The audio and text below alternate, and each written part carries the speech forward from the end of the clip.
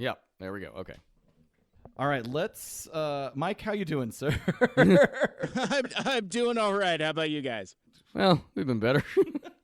Sorry Clearly. that this is already 30 minutes of wasted time.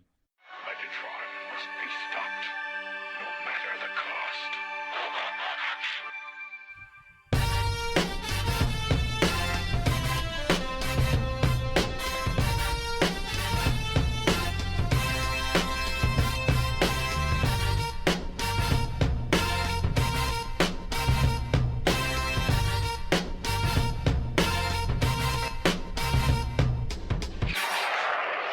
Cybertron! Hello, ladies and gentlemen, and welcome to the Autopod Decepticast. This is your bi-weekly podcast that delivers an episode-by-episode breakdown of the original G1 series. This is our episode 120, and we are going to be covering episode 16, the final episode of Season 1 of the Generation 1 cartoon series, Heavy Metal War. I'm your host, Aaron. You know, people are always excited to learn that my two co-hosts and I have been friends forevermore, and they always ask, you know, what's the origin story? Well, come, my love, and I'll tell you a tale of four boys and their true love story. It's chapter 1. See, I was a poor farm worker in the country of Florin. I worked for a family that had a super hot daughter, Buttercup. Yes, that was her real name. And eventually, after years of demeaning myself by fulfilling her every childish demand, we fell in love. And, well, here, the deal is I can't marry a gal like this on a farm boy salary, so I left to go find my fortune, and things got convoluted, but all you need to know is that I became a pirate. In fact, I inherited the moniker of the most famous pirate in all the seas, the Dread Pirate Roberts. You see, it's the name it's important. 5 years later, I got word that my gal was set to marry Prince Humperdinck, heir to the throne of Florin. That was all the motivation I needed to turn my ship around and head back home. And that's where I met my good friends. You see, the prince didn't really want to marry Buttercup. He wanted to start a fucking war with Florin's neighbor to the east, Gilder. He hired my pals to start that war. The plan: kidnap Buttercup, see her way to Gildarian land, and kill her. It was a setup to make the Gilders look guilty of garroting her greatness. Well, that they didn't count on me showing up to throw a sword, a sleeper hold, and some smarts into their plans. Identity concealed, I caught up to this villainous crew, climbing the cliffs of insanity to formally meet the brilliant Spanish swordsman, Caleb. I tell you, our duel was something to behold. Capoferro, Bonetti's defense, Thibault, Agrippa. We tackled all that fencing shit with grace and style. However, we were holding back, and in an effort to challenge ourselves, we realized we were both fighting with our weaker hand, the left one. Well, with these revelations, the fight raged on. I came out victorious, KO'd Caleb to continue my quest, and please understand, I hold him in the highest respect. Not far down the trail, though, I met Mike Seibert. Yeah, he was there too. See, this was a stout man, the height of a barn and the strength of an ox, and his was the gift of grapple. He was commanded to finish me his way. Instead, he opted for a more sportsmanlike approach. No tricks, no weapons, just skill against skill alone. We were going to kill each other like civilized people. After several attempts at assaulting Seibert's torso, along with a few witty exchanges, I managed to get on his back. I was able to position my arms around his tree trunk of a neck, and as the oxygen was slowly cut from his brain, Mike came to realize his flaw. He was used to fighting gangs for local charities. You use different moves when fighting half a dozen people than when you only have to worry about one. So he's tapped out. Now it's time for the ultimate showdown. It was down to me and Ryan, who was holding my precious Buttercup at knife at throat. There was an impasse. Physically, Ryan was no match for me, and I was no match for his brains. Or was I? You see, a battle of wits was staged, a battle that would have made Plato, Aristotle, even Socrates proud. It was a shell game of sorts involving goblets of wine, iocane poison, and psychotherapy. Which goblets contained the poison? After a drawn-out analysis and a recollection of Australia's criminal history, we drank. Though Ryan egotistically thought the battle was his via a classic head-turn switcheroo, the fact is both cups were poisoned. I was well served by my built-up immunity to iocane powder, and Ryan was dead. Fast forward, princess saved, fatherless son avenged, evil prince humiliated. There were a few miracles along the way, but here's the deal. Our love is like a storybook story, but it's as real as the feelings I feel. Fucking Christ, gents, please introduce yourselves. Inconceivable. I'm Ryan. You killed me. I'm the one who dies. But I did like you made me the smart one. Hi, I'm Caleb. That's just get to it, he says. Oh, I'm happy that joining us today, we have the one, the only purveyor of stuff and things straight out of the greater Seattle metropolitan area, Mike Seibert of Mike Seibert Radio. How are you, sir? Hi, I'm Mike Seibert. I'm rich enough to have 2 houses. How's that going for Apparently. you? Is it everything you dreamed it would be? Yeah, it's a thing that's happening. I'm trying to keep up on your pictures of your progress. It's slow. Basically, we're just waiting for doors at this point. We ordered them before Thanksgiving, and they'll be in middle of February. There are 23 individual interior doors in our new house, and apparently it takes a long time for them to get fabricated. There are 4 entrances to every room. Wow. Pretty much. It's rotten with doors, but they're going to be super awesome once we get them in. What's going on with you? What do you got coming up that's exciting in your world? The Dead Speak. Spoilers for that movie. No, I got a few exciting things coming up. Actually, the afternoon that we're recording, after I'm done with you guys, I'm going to run up to the Linwood area, which is about 15 miles north of Seattle, for a little convention called Nerd Fair. It's a kind of like a small Comic-Con in its second year, and I have been invited to participate in a podcast recording of a show called Spec Script. And basically what Spec Script is it's a comedian or other notable person writes an episode of a TV show that they've never seen before. That's kind of the gimmick. And then Oh, wow. and then That's funny. So and basically all they have is cultural osmosis. You know, it's like, your awareness of the show, and I think you can research just the basic characters, but nothing actually having to do with the show. And then basically we do it as a live table read in front of a live audience. They've been doing it for a few years now. I've had the host of that show, Chris Hodemy, on my podcast a couple times now, and I keep needling him. I was like, one of these days, if you ever make it up to Seattle, I know a guy that occasionally does some poor script readings. I'd love to be on a show, and this was after we did our episodes of Transformers Reanimated. I'm like, I'm kind of dipping my toe in some of that voice acting stuff. Let me know. Long story short, he hits me up a couple weeks ago and say, hey, we're doing a show in your area, and it's Batman Beyond.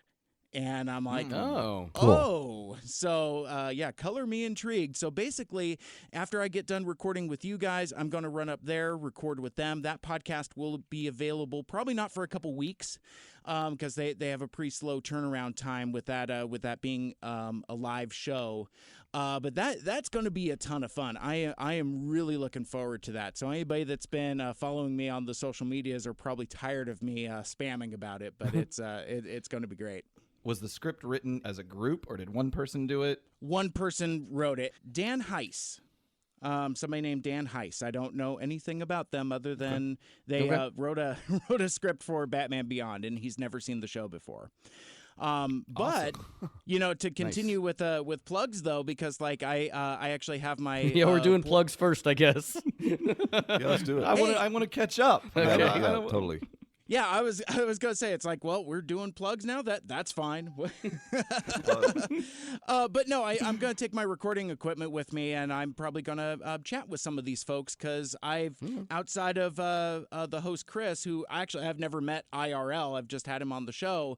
I'm gonna meet some new folks. There's a couple podcasters and some other folks that I might chat with and interview and put that up as an episode somewhere along the way. So look for that in the future.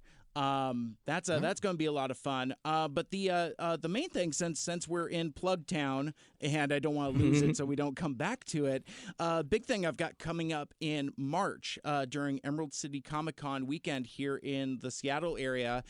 For the second year in the row, I will be the host of Crackle Fest. That is going to be the longest running nerd music extravaganza here, connected to Emerald City Comic-Con. that is going to be on Friday, March 13th at the Hard Rock Cafe in Seattle, featuring a local singer-songwriter named Emily McVicker. She does like live looping and a lot of like beatboxing, and it's hard to describe, but it's something that's like really cool because like she'll do a couple sounds. She'll go like, and then she'll like do some computer chicanery to where basically it loops and continues as part of the song, and basically she builds on it as she performs. It's something that's really, really neat. I'm gonna have her on the show in a couple weeks. It's a kind of Reggie Watts situation. Yeah, super dope. Love it. Also Love on it. that What lineup- about anything new coming up on the show that is either super nerd oriented or Transformers oriented? You know what? I have no idea. I think, I mean, basically, like, between now and Emerald City Comic Con and Crackle Fest, I'm gonna be kind of in that mode. Like, you know, I will be doing episode 250 of my show with you guys. From there, it's probably going to be interviews with the folks I'm meeting at Nerd Fair, as well as the artists for Crackle Fest. Because really, I mean, it's already February and March is only like 6 weeks away. So yeah, I mean that's going to be pretty much my content from here until there.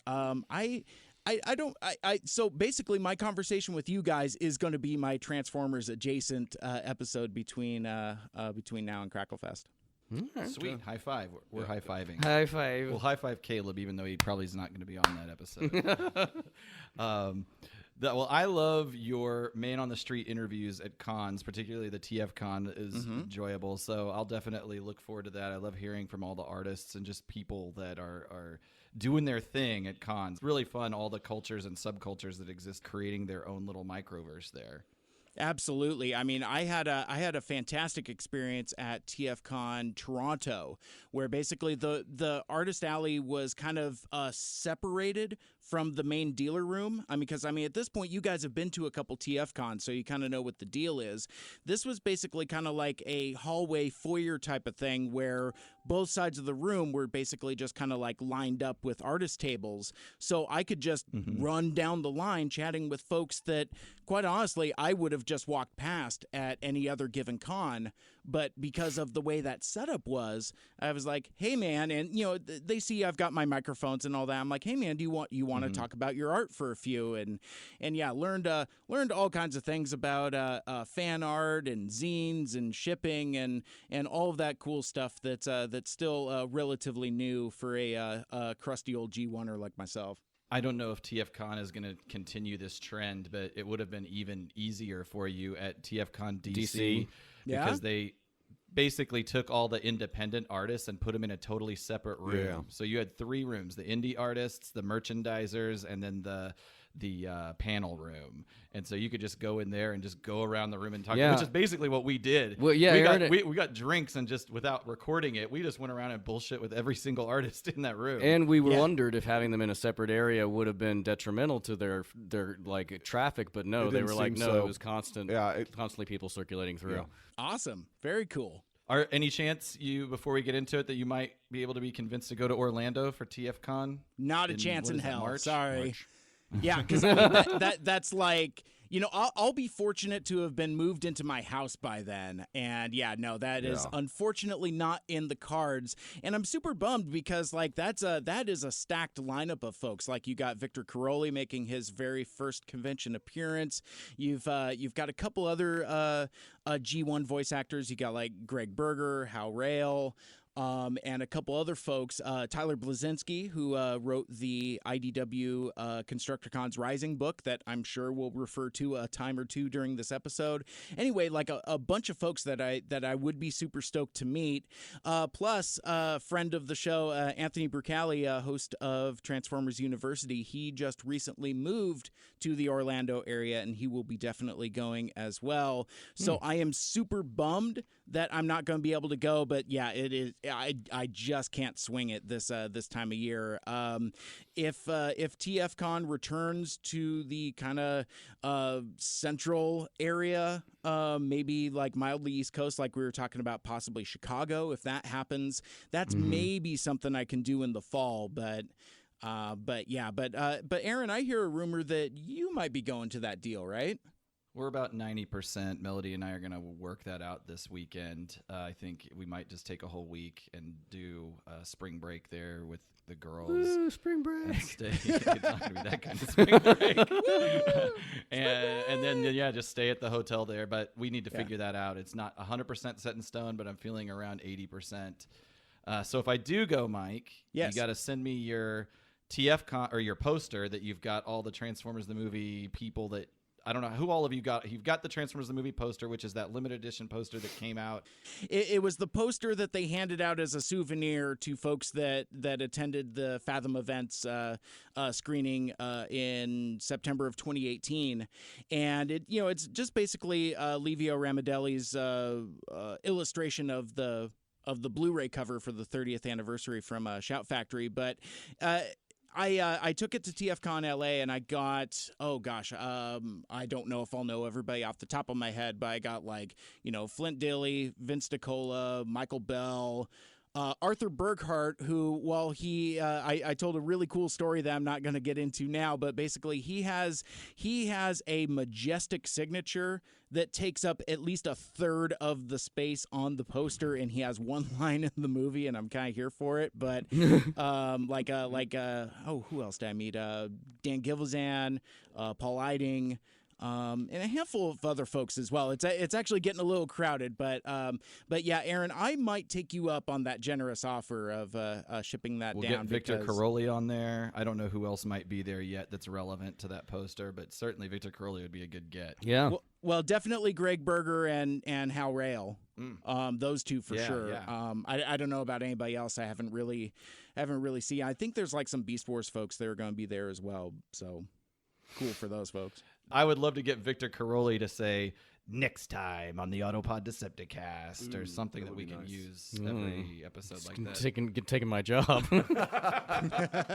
When you listen to my TFCon LA recap, you heard some of those voice actors, and they will gladly take your money to say some stuff into a microphone. I've got a handful of lines from folks, including a very underwhelming Neil Ross. I've got better things to do tonight than die that I keep meaning to incorporate it. It's weird. It's like I put the microphone in his face. I gave him $10, and he's like, "I got better things to do tonight than die. I've got shots fired at Neil Ross." Not in the cadence he delivered it at all. He did 3 takes of it, and I think maybe one of them was close to the movie, but he sounded disinterested throughout. Whereas when I talk things to do tonight and die. Yeah, exactly. Well, and meanwhile, when I talked to Jack Angel, who voiced Astrotrain, and a bunch of other characters, he talked into that thing for 3 minutes. He's like, "Yes, and then I was at Juilliard, and we did this thing and that thing," and I'm like, and you can almost hear me on the track. I'm like, "And you're listening to Mike Seibert Radio." He's like, "And you're listening to Mike Seibert's radio. I wonder what happened to radio." It's adorable. He is an adorable man, and he was really fun to chat with. But have you guys done the Universal Studios before, either in Hollywood or Orlando? I'm asking because that Transformers ride, hard recommend. I hate almost everything about the Michael Bay aesthetic, but that ride fucking rules. I've heard that. Well, it's one of those things where the weirdest takeaway is that, so slow motion is a huge thing in those dumb movies. The ride does a way of conveying slow-mo in real life in a way that's actually pretty fucking convincing. I was like, this is pretty damn cool. I'm a theme park skeptic. I don't like them so much, but I do like roller coasters a lot. But I've done both Universals, and we did the Transformers ride in Hollywood, and I did not know what to expect and it exceeded my expectations. Like it was like, wow, it really messed with my senses. Like it really It Yeah. made me exciting. nauseous. Yes. But yeah, it's very convincing. Yeah. And I was nauseous both times. Even the second time when I kind of knew what was going to happen, it fucks with you hard. Yeah. Yeah. And it's like this combo. You're not even wearing 3D glasses, but it feels very three-dimensional. Mm-hmm. It's big screens. It's big screens Yeah. and very convincing other background elements that Yeah. are very real. It works really well. Works better than I thought it would. Yeah. Absolutely. Well, that is connected to what we're doing because I believe Devastator is in that ride, and Devastator is in this episode, the Yay. introduction of Devastator, Heavy Metal War. Before we get 100% into it, Mike, why did you want to cover this episode with us? Why were you so down to clown for this one? Yeah, I called this shot, I think maybe almost immediately after you guys shift your focus to talking about the original episodes. I'm like, I want to be on Heavy Metal War. It is probably, now that it's my favorite episode of season 1, bar none. I like the pilot just fine. I like a lot of the other episodes, and I've been really enjoying your guys' coverage of it in that, like, it's kind of inclined me to revisit a lot of these things, but I've always had a soft spot for Heavy Metal War because, like, anybody that, Heavy Metal War and the Constructicons, I mean, it's like anybody that knows me or has seen me at cons, I got 2 jerseys. I got a Soundwave and I got a Devastator, with the purple and the green and all that stuff. So outside of Soundwave and the tapes, the Constructicons are probably my favorite team of characters. It was one of the tapes that I had when I was a kid, one of the VHS tapes. One of maybe 3 or 4. So I got a lot of mileage out of this episode and liked and watched it a lot. So yeah, it's and spoilers for our discussion. I think it actually really holds up with compared to some of the other episodes in season 1, and yeah, no, it was just visually exciting. I like the characters, and it's a lot of fun. It feels like if you need to give somebody one episode of Transformers and say, this is why I like this nonsense, I think this episode kind of exemplifies that, because you get a lot of great character moments. You get a lot of great character interactions. A lot of good Starscream in this episode. And good action. Yeah, exactly. So yeah, and the animation is really quite good, aside from the animation errors. And incidentally, actually, not to derail us too terribly much, I don't know how much time we can spend talking about the animation errors, because this particular episode,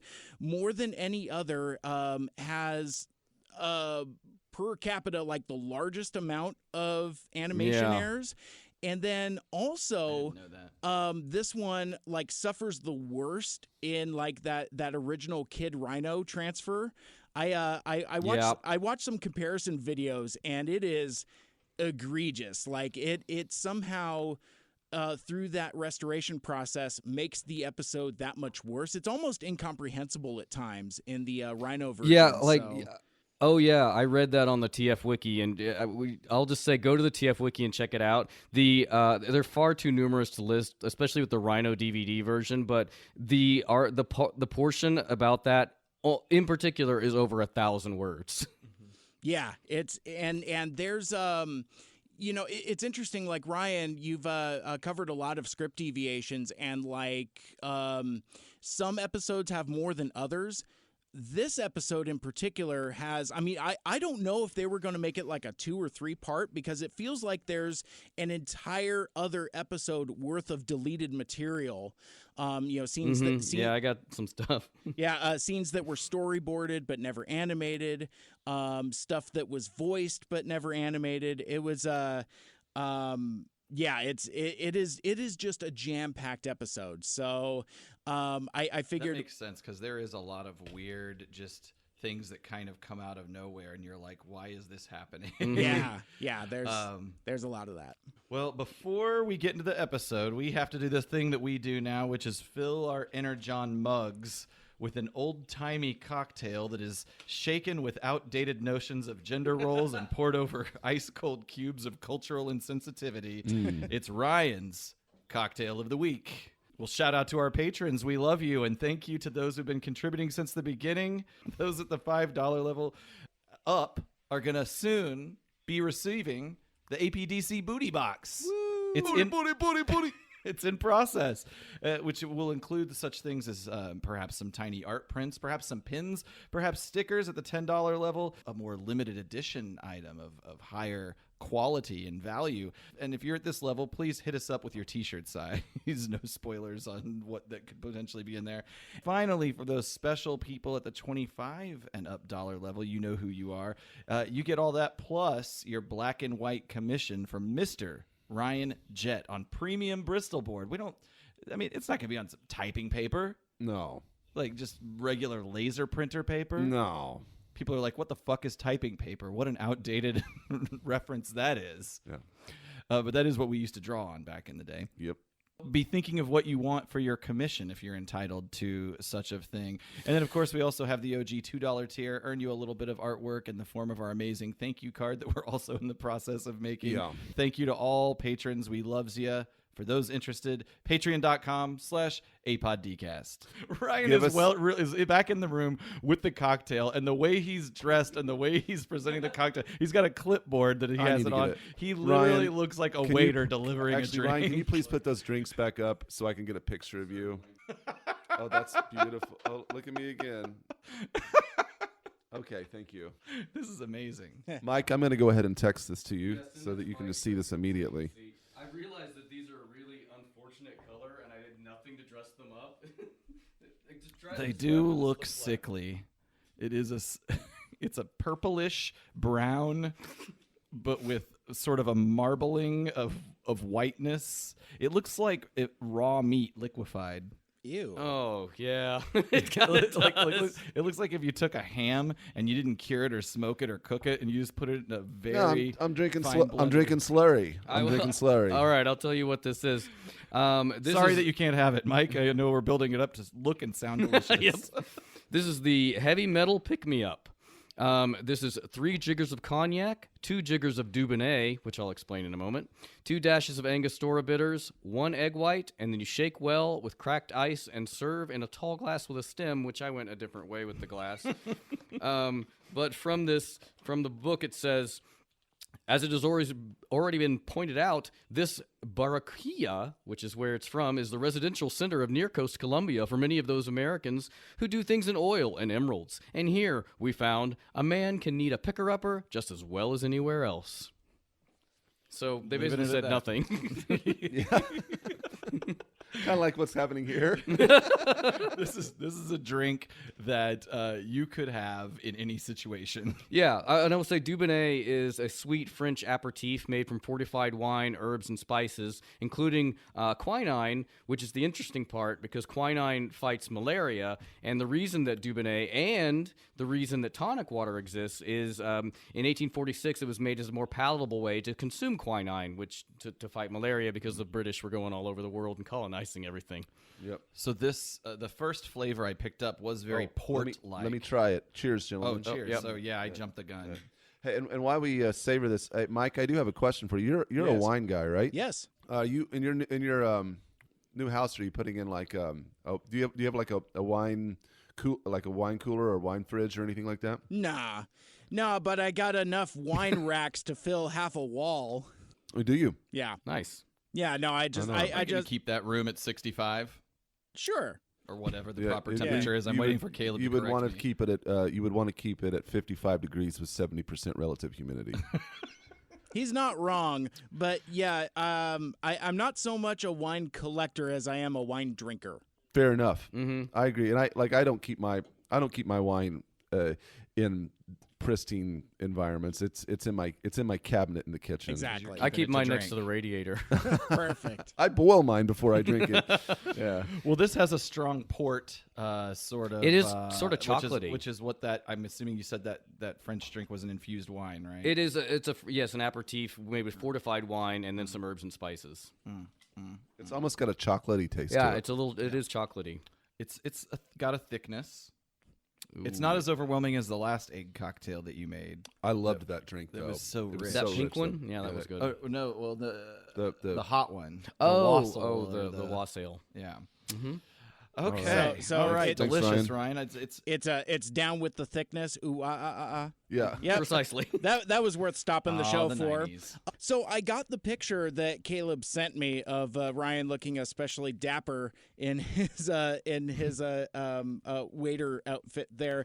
One observation from what I can see, the color of the pink slime that you guys have in the glasses Yes. there kind of matches Ryan's shirt there. Kind of like a off dark salmon there. A little bit. Little bit. Yeah. And yeah, so like when I saw the picture, first thing I read was chocolate milk. It looks like you guys got like chalky Yeah. milk It- or maybe like You- some. It doesn't not taste like chocolate milk. Like a yoo-hoo. Yeah, kind of. okay. Kind of not quite But it's not. But there's no chocolate in it. right. But No. it is weirdly providing that sort of experience, that sort of mouthfeel, like a Right. like a chocolate coated tongue sort of thing. Well, David Byrne once made a comment that yoo-hoo is a chocolate milk drink that has neither chocolate nor milk in it. Qu'est-ce que c'est? Yeah. It's true. I will say the Queen of England likes to start her day with a modified gin and Dubonnet, with 2 shots of Dubonnet and a shot of London Dry Gin. Boss. Yeah, Good for get it, her. old lady. Yeah. She deserves it at this point. She's still driving. Have you seen those videos of her She driving? does. The queen isn't driving. They wouldn't let the queen The drive. queen got out of the driver's side of the car. No, see, Aaron, in England, the steering wheel's on the other side. No, so maybe no, I know that.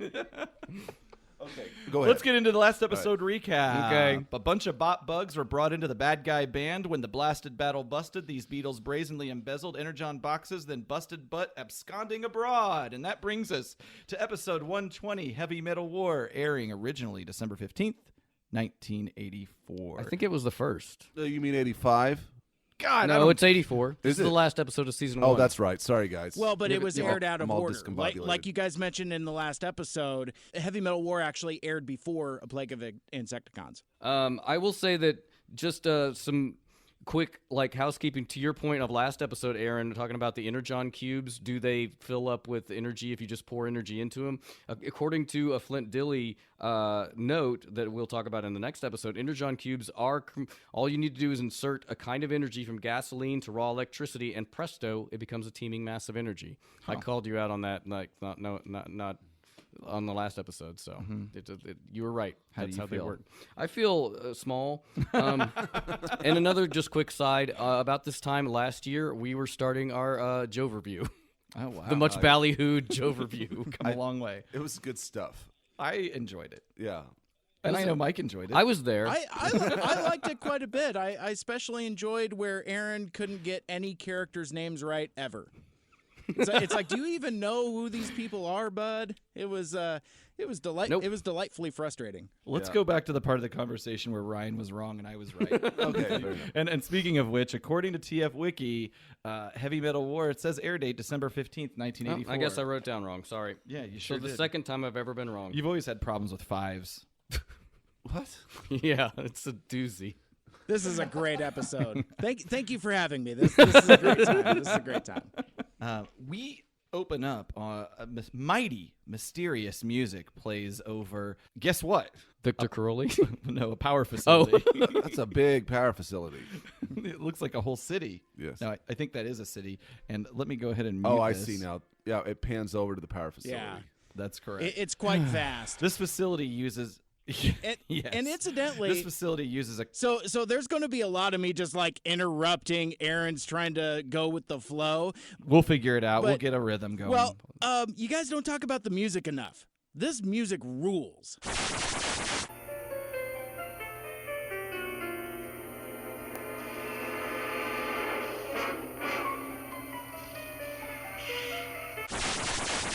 And I really like how does. how it works here. For preparing for this episode, I listened to it in headphones. Something I very rarely do, and it's like, the sound editing and the music.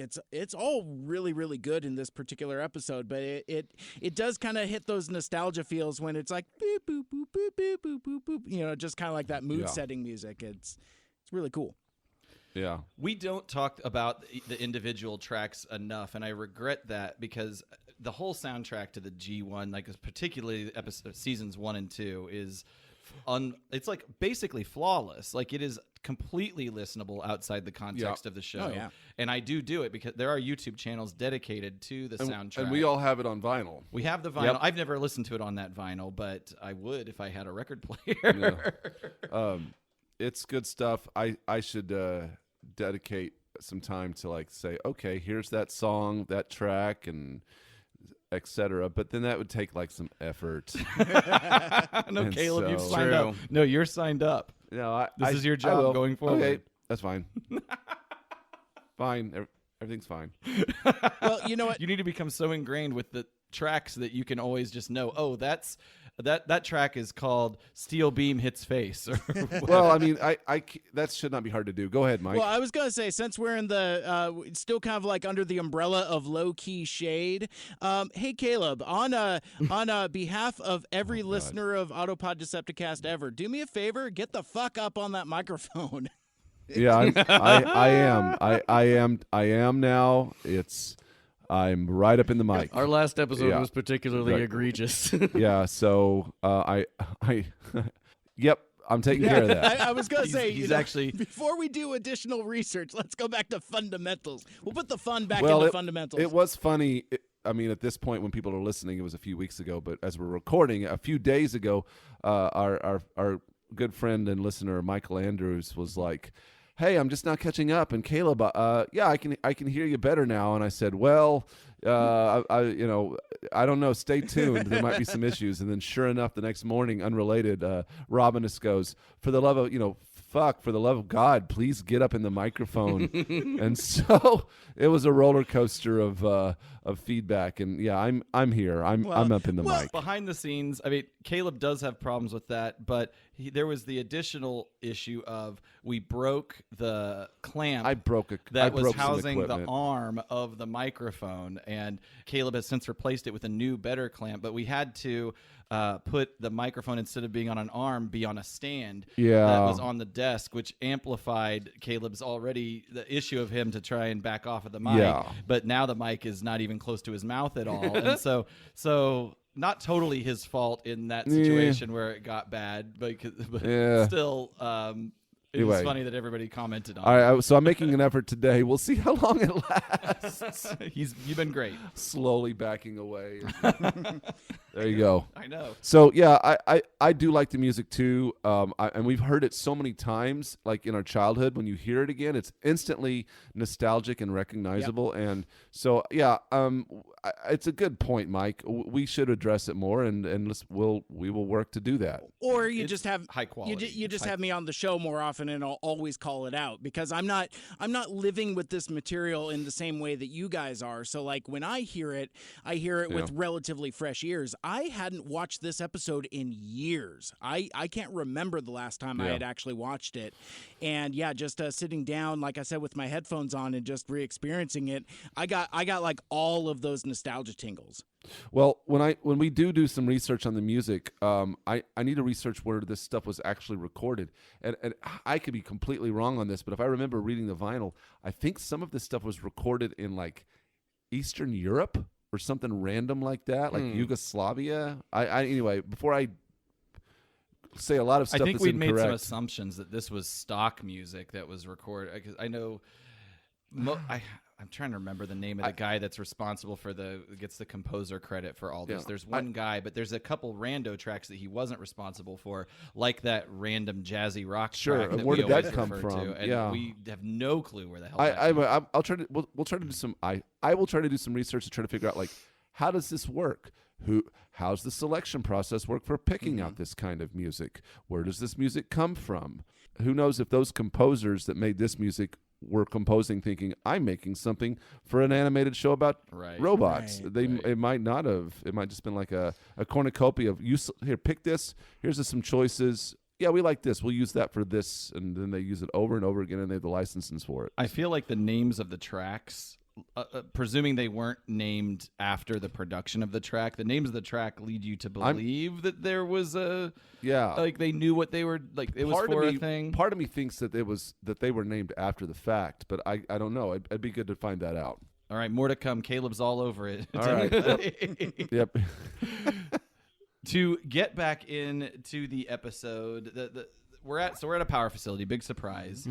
This facility uses a complex technology, a technology known as energy disks.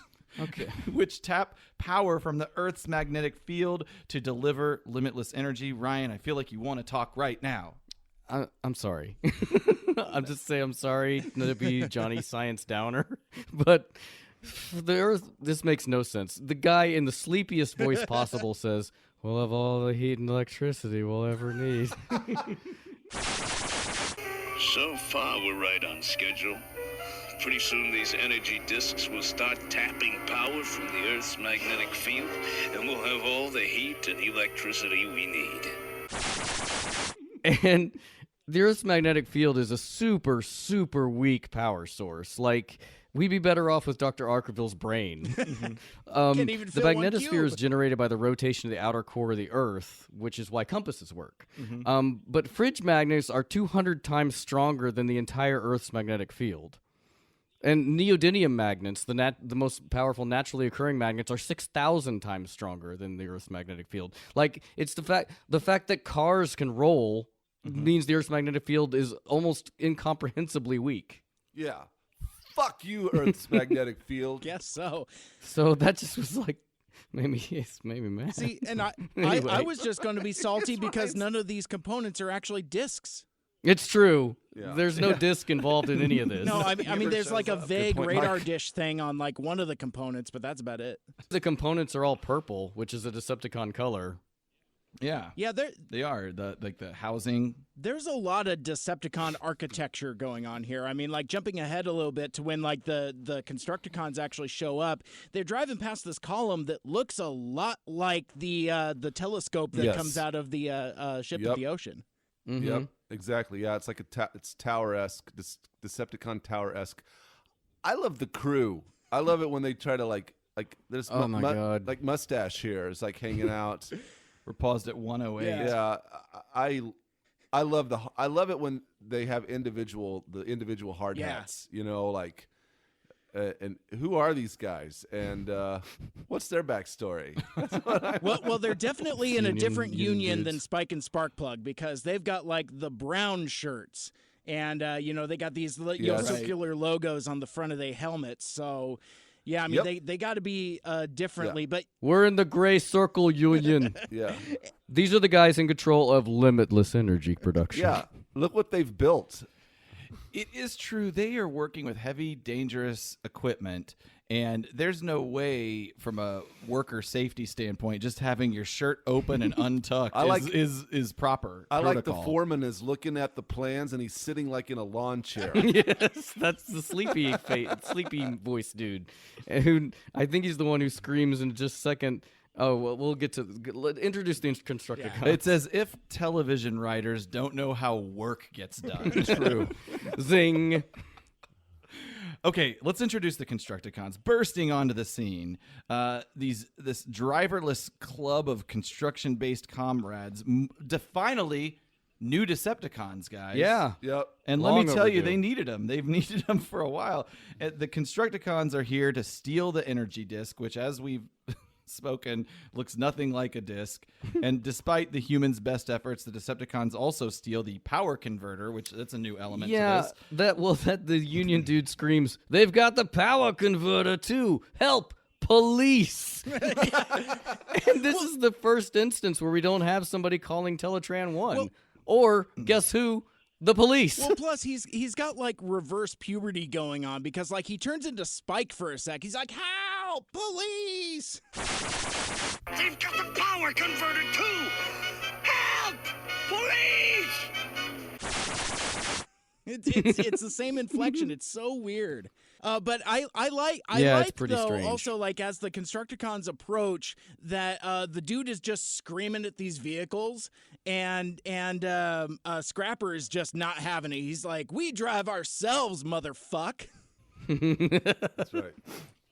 How dare you, sir? That is a pretty common element of Transformers whenever to have the reveal that they are a sentient machine thing that turns into a robot. Yeah, these are definitely not the Transformers who have hologram.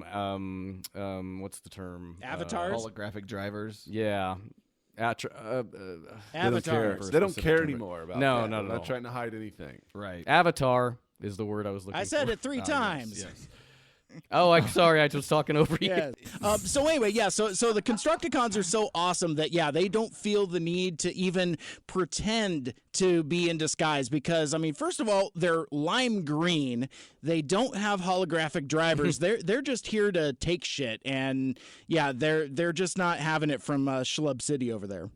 And as we watch, that's basically what they do. They show up, they take shit, and then they fly off in robot mode. Bye.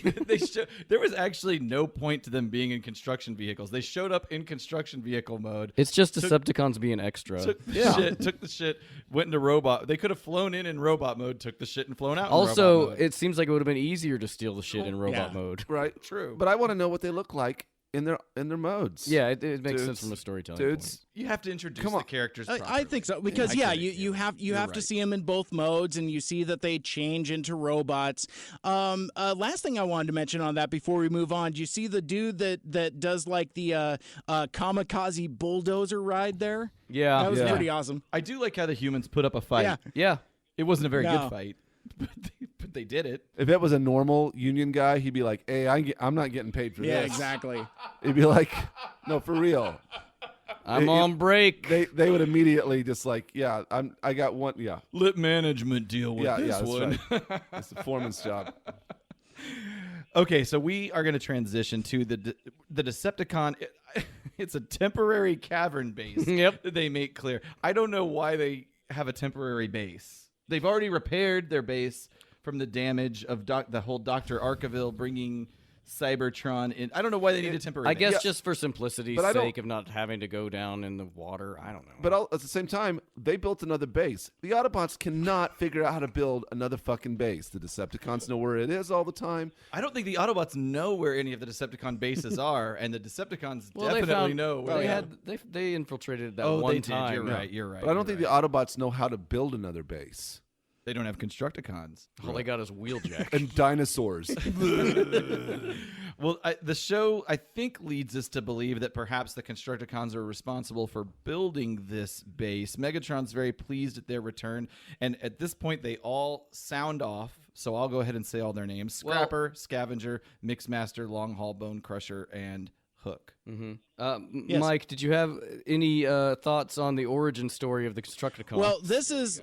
Here we Yeah, go. I mean, I was going to say this is the first of no fewer than 3 different contradictory origins of the Constructicons, and at this point, I'm starting to feel that the origins of the Constructicons is just kind of like the Joker in Dark Knight. You know, it's just kind of like, you want to know how I got these scars? You want to know where these Constructicons came from? Because I prefer multiple choice. And I'm kind of fine with that.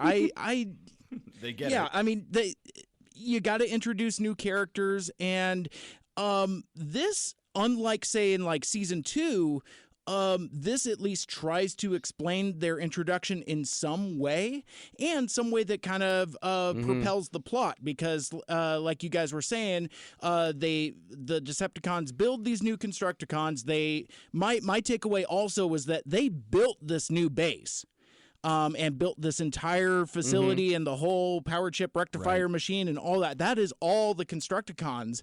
Whereas, like, when you start seeing the season 2 characters show up, they just show up with literally no explanation. Mild spoilers for future episodes. But I don't know. I guess it's one of those things where it's like, because children's cartoon, because I mean really consistency throughout the animated Transformers series is, you know, I mean, it's a trope unto itself in that it's pretty much consistently inconsistent. true. So I mean, it's fine. I don't know. Yeah. It does and you know, to who they're marketing this to, the kids don't care. Right. yeah. They don't notice it. I mean, it's just funny. Like, this is what the section of the the TF Wiki says about their origin and consistency. A straight reading of the facts appears to go, the Constructicons started out as Decepticons, built Megatron, which is Rodimus' vision inside the Matrix and Five Faces of Darkness, left the Decepticons, built the Crystal City, were robo-smashed back into Decepticons, the secret of Omega Supreme, ran around the galaxy for up to a million years, ended up on Earth being built by Megatron in this cave. So it goes in literal reverse order, like it's Memento. There it is. Right. You could argue maybe Megatron rebuilt them, like somehow he gained True. access to their spark or soul, Could have or rebuilt them, whatever, yeah. and rebuilt them, and which is, I guess, what we'll just go with because none of it fucking matters anyway. That's true. I just wanted to touch on it. No, Have any of you guys been reading the Transformers Galaxies Constructicons Rising series? I'm gonna guess no. I have not. I have it all memorized. Of course you did.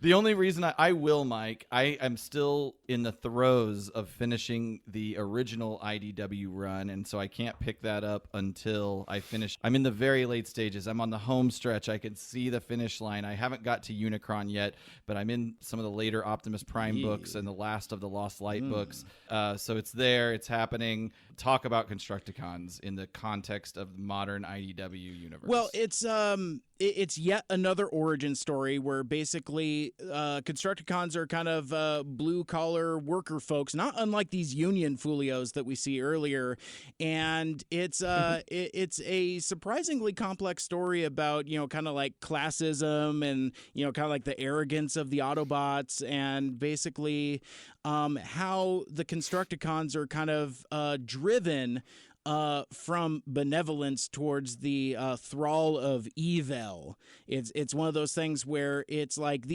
they're not inherently bad guys, but they're driven that way because of their situation and how they're taken advantage of.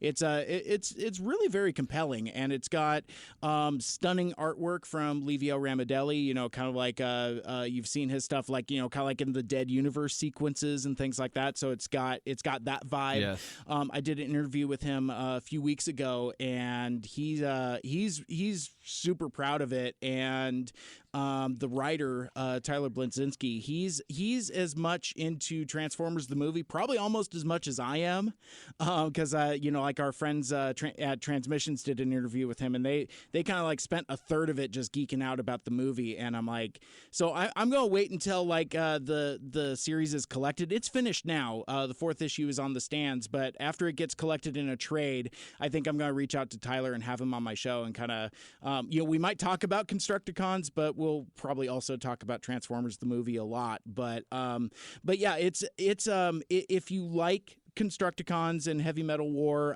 definitely go check out that from IDW. It's I like what they're doing with the Galaxies series. It's kind of like a anthology that's kind of tangentially tied to the new continuity. I'm personally not getting the current monthly Transformers book, so like getting this Galaxies anthology thing. I think the next one is a one-shot featuring Cliffjumper. But anyway, it's they're kind of self-contained stories, kind of tangentially, loosely based with the current continuity. So if you want to buy Transformers comics and don't like the mainline stories, which not a lot of us do, it's a really cool alternative. It's a really fun read. I liked it a lot. And there's even like some of the stuff here in Heavy Metal War running all the way, jumping all the way to the end of the episode where you see the inconsistency in Devastator's head design. Like whether he's got two eyes or the visor. Oh, God. That's actually addressed in Transformers Galaxies. That's like a thing.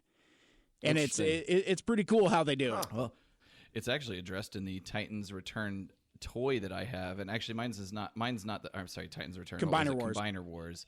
I have the Japanese version. It just has a flip down. He has the two eyes, and then you can open up the head and flip down the visor. I think in the American version, it's visor only. Yeah, yes. I don't think they have the feature to make it one way or another. I still think that's a very cool toy. I honestly feel like that toy stands in with Masterpiece toys very well. I haven't got in and gotten that masterpiece Toy World Devastator that everybody's gaga over, because I really feel like, although I did buy the DNA upgrades to this one, so that actually makes it a billion times better. I feel like it's a great representation of Is that the Devastator. one with the prowl head?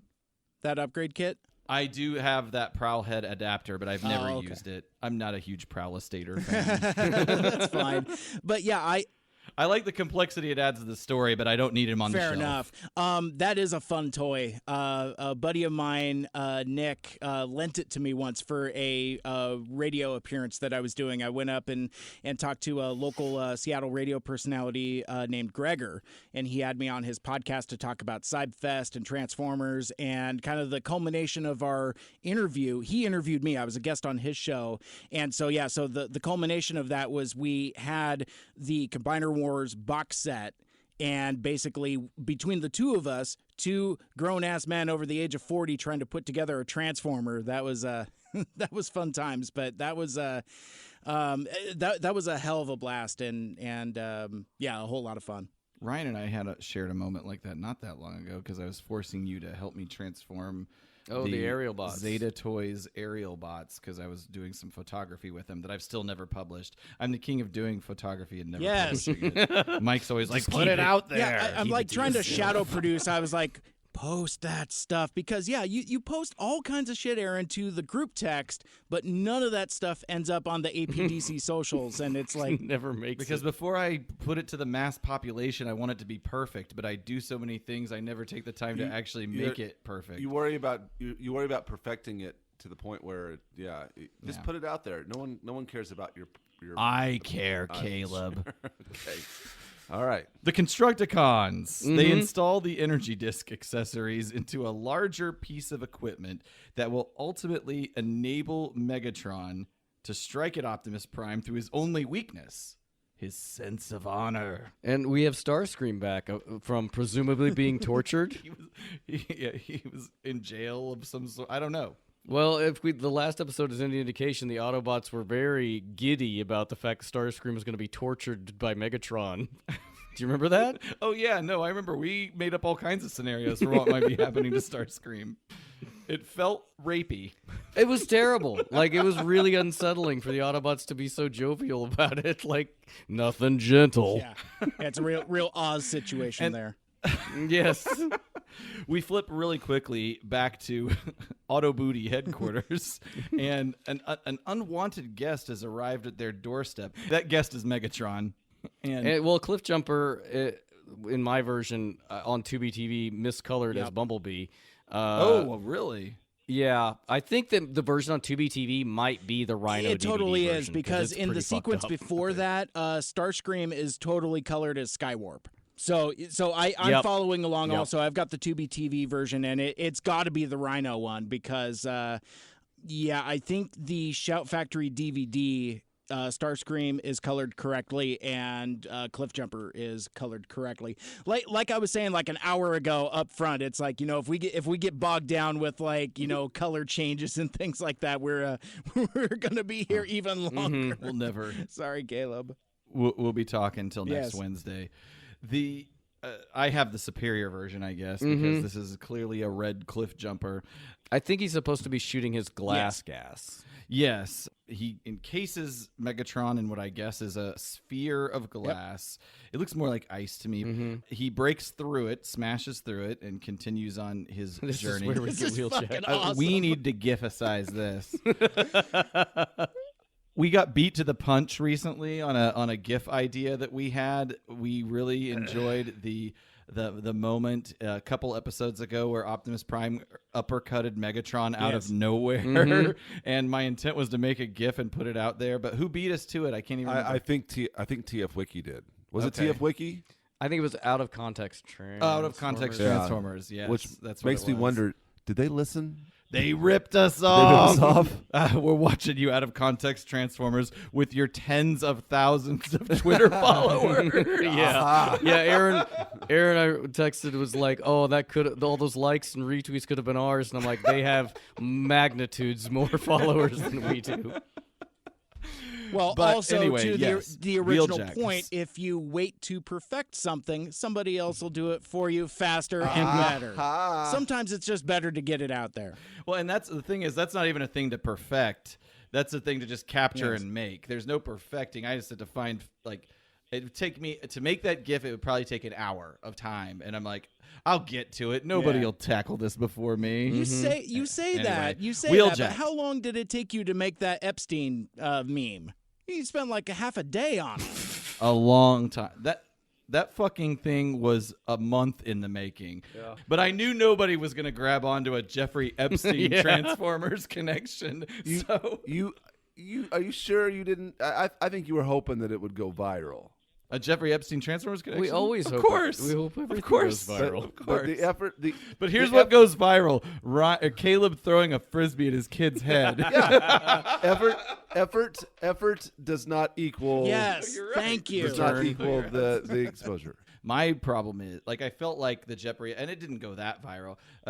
By viral, like maybe it got 30 people that liked it. But the Jeffrey Epstein thing, it just takes a lot of sort of explaining to get to the connection, and I just wanted to. I don't know. There's probably maybe a quicker way of just doing it and making it happen. It was good, but I felt like I had to have an animated thing where it was a surprise, Yeah. and not just a picture of like you could have just done a picture of a box with a tech spec and the words on it. Yes. and No, the probably way done you the did it same thing. was great. But I really felt like it needed a surprise, and to make it a surprise, I felt like It's there had just- to be a sequence. To get you Unfortunately, people in the world aren't.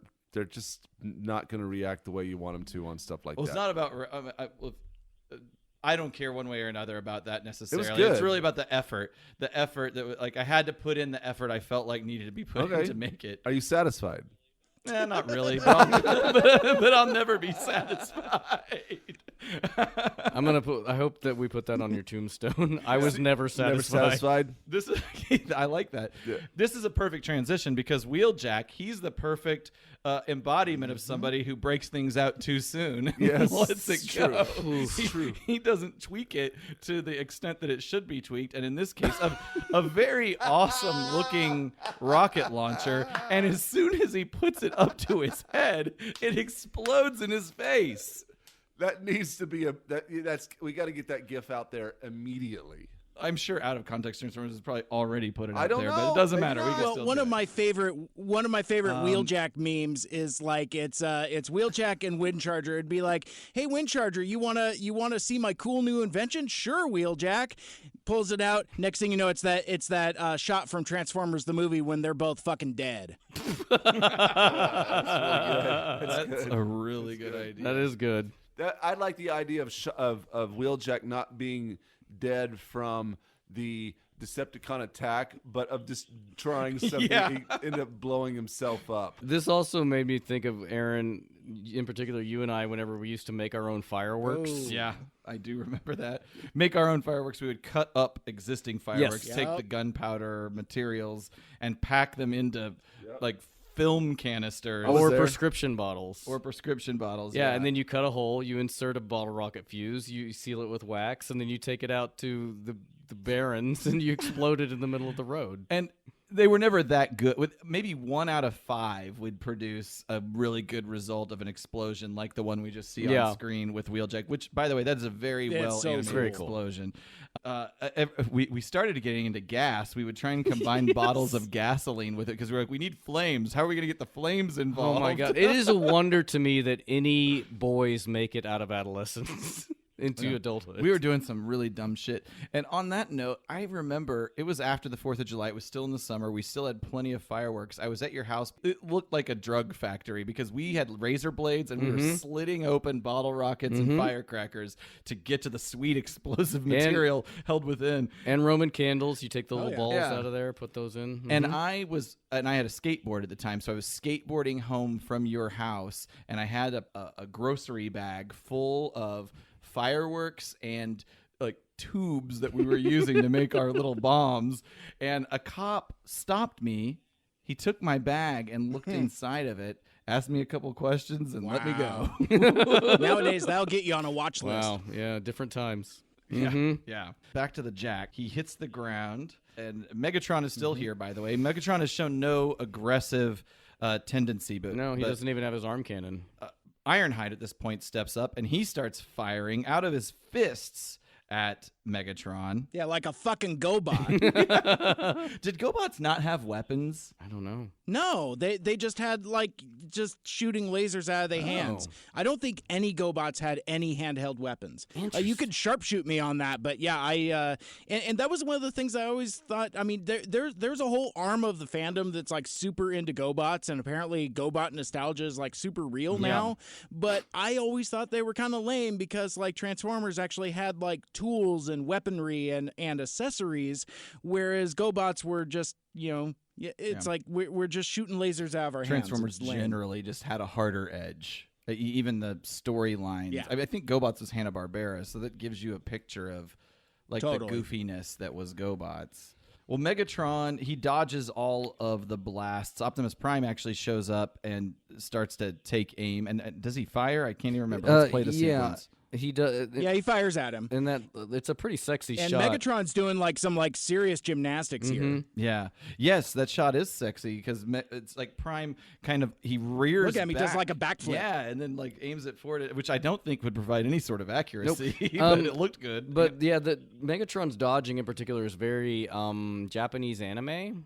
Like I think a lot of these angles, like this Optimus Prime firing angle, is there's a lot of super anime angles in this and poses. Yeah, Quality. Megatron's here to talk though; he's not here to fight, and he invokes subsection 420-69 of the Cybertronian law, which states that leaders of the factions can just fight one-on-one. The winner does what they want, but the loser and his team are then abandoned to space forever. brings up a lot of questions. Deep space. Don't they live in deep space? Isn't Cybertron in deep space? So they get exiled to go home? I don't know. Define deep space. Isn't everybody in deep space? I think a lawyer in this situation could get pick them apart Cybertronian law. I'm not an Autobot lawyer. It's true. Oh, you're sure right about that. I'm just a simple Autobot lawyer. Yeah. No, the Decepticon lawyers are totally much better. They're sharks. Than Autobot. Yeah. Well, it's also like you didn't do this for 9 million years. Right. You could have invoked Cybertronian law at any point throughout this battle, but It's also, why did Prime ever think Megatron was going to play fair? yeah, the team is very suspicious of the offer, but Optimus Prime is very naive and he just accepts the challenge without even so really thinking about it. He's such a fool. Well, I do like the eye gleam on Optimus, though. Again, it's very anime. Mm-hmm.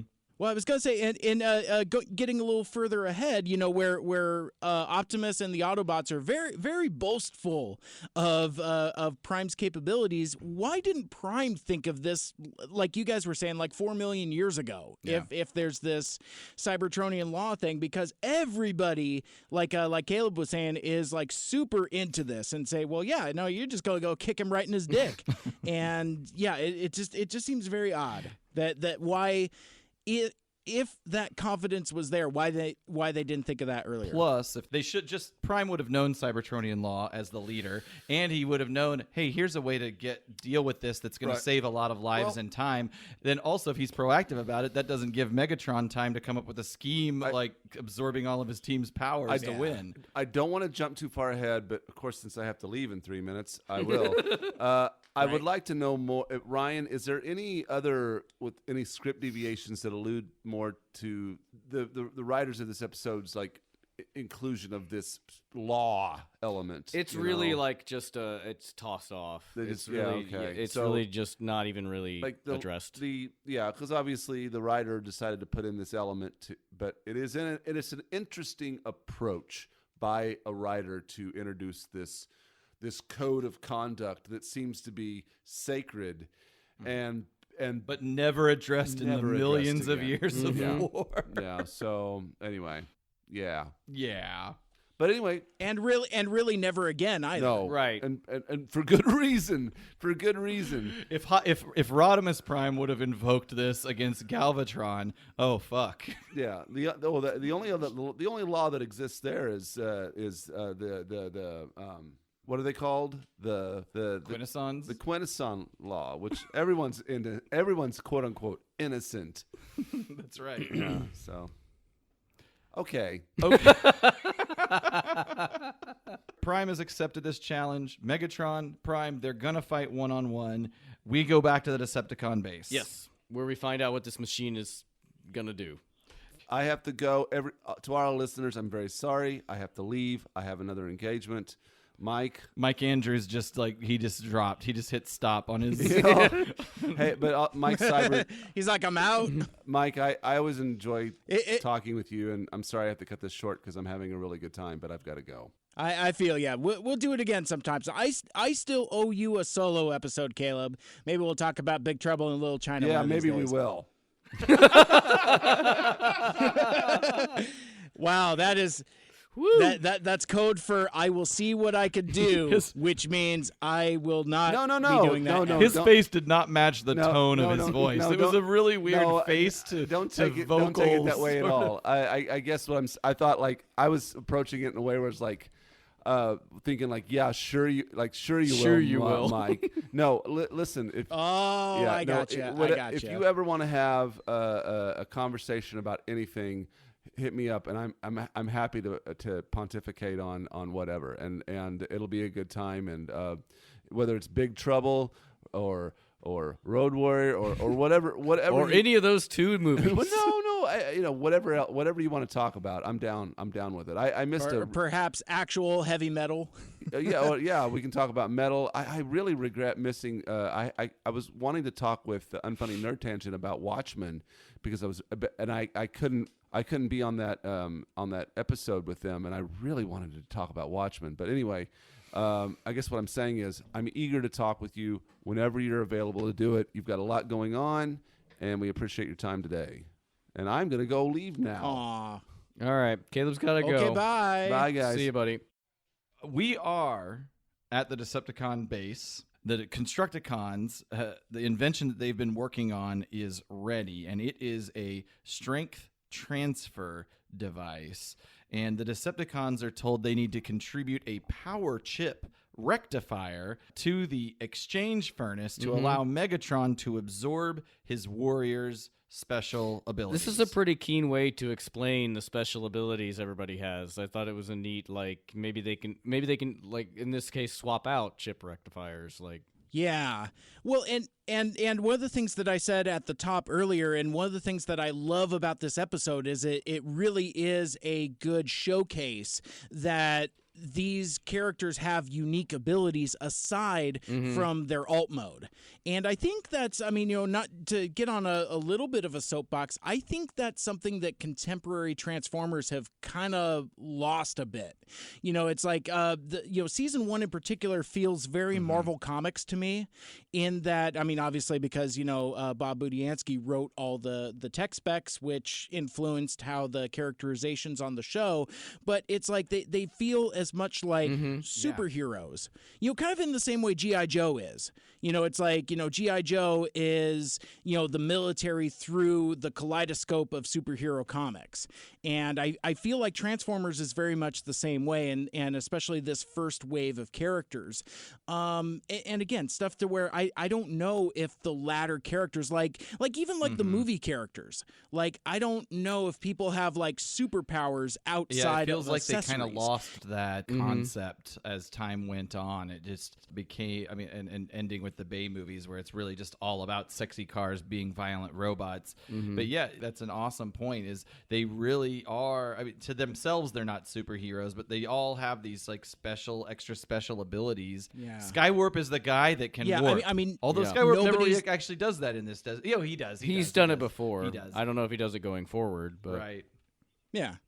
Which, going back to IDW Comics, right. I think that's why that's such a great throwback to kind of G1 and the early origins of G1, because IDW Comics is all up in that shit. Sure. I would like them to be cars just a little more. Like Ryan says, just be cars. There's a lot of times where there's not a whole lot of transforming in my Transformers. I have heard that as a criticism. But that's just me. They just don't change form, really. It's fair enough. Maybe they go too far into what the special ability or sticking to the tech spec is, and not. But the transformational ability really only ties to action, and there's so much of the modern contemporary Transformers comics that just Yeah. aren't action. Yeah. Yeah, well, and it's all character study and character beats, which is great. But if you're traveling, like say, literally traveling, just be Right. cars, just be planes, use your alternate mode to travel. Aside from like combat and defense and things like that. We are 7 minutes into the episode. All the Decepticons have put their rectifiers into the furnace. There's a little bit of passive-aggressive legal haggling between Starscream and Megatron. He's like, at "You this gonna point." cheat, bitch?" Yeah.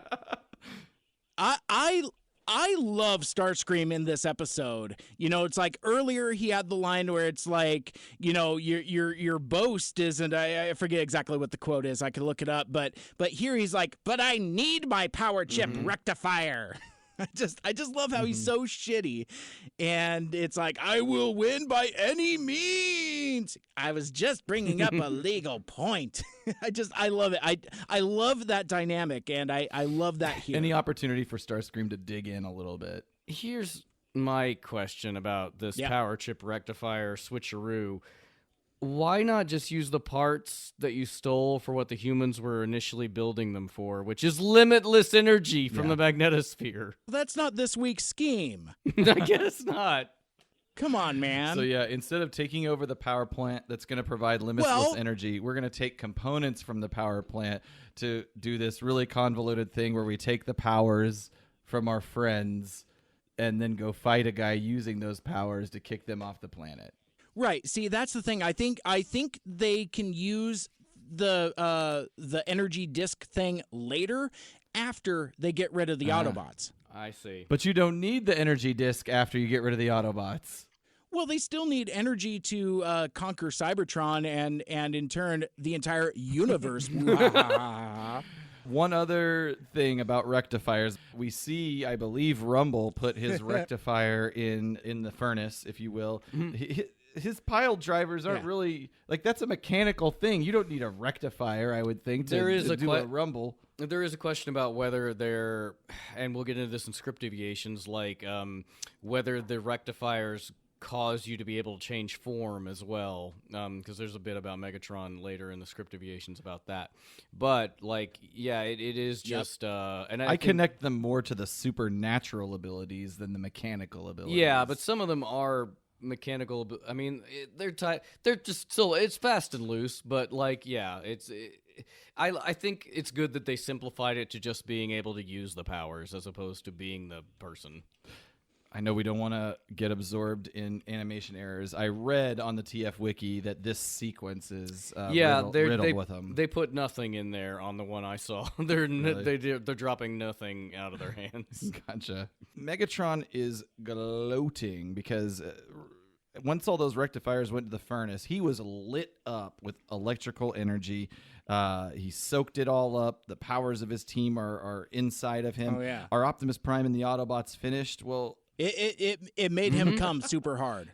it was a huge load. I mean, like the hardest he's ever come before. And I Thank stopped you. the show Thank just you, for that Mike. joke. You're welcome. Because it is very dramatic. It is super dramatic. they also actually, from an animation perspective, I feel like they did some interesting things in terms of heat warping. warping. Yeah, he's sitting there laughing, his eyes are glowing, and everything is kind of distorting around him as if heat it was very in cool. front of him. Like he's next to a furnace. Weird. The strength transfer is a success. I now possess all your powers, in addition to my own. Optimus Prime and the Autobots I guess I'm just playing this now. are That's fine. finished. Thank you. I just couldn't find a good spot to pull it down at, but yeah. Also, my favorite Megatron is fun-loving Megatron, where everything is just so damned funny. Everything is just On top of the world. A lot of Joker energy. It's weird. On top of the world that he's conquering, That's about pretty to great. conquer. Megatron sends the Constructicons to destroy Teletran 1, which is weird Because wouldn't that also tip off? Like he sends the Constructicons to destroy Teletran 1 because Teletran 1 will be able to tell if the Decepticons are cheating. This is very complex and weird. And so he sends the Constructicons to destroy Teletran Yes. 1 so he can't warn Optimus Prime. But then wouldn't the destruction of Teletran 1 let you know when you get back to the base that they cheated? It's like, what's the deal with all this smoldering ruin? What Yeah. happened?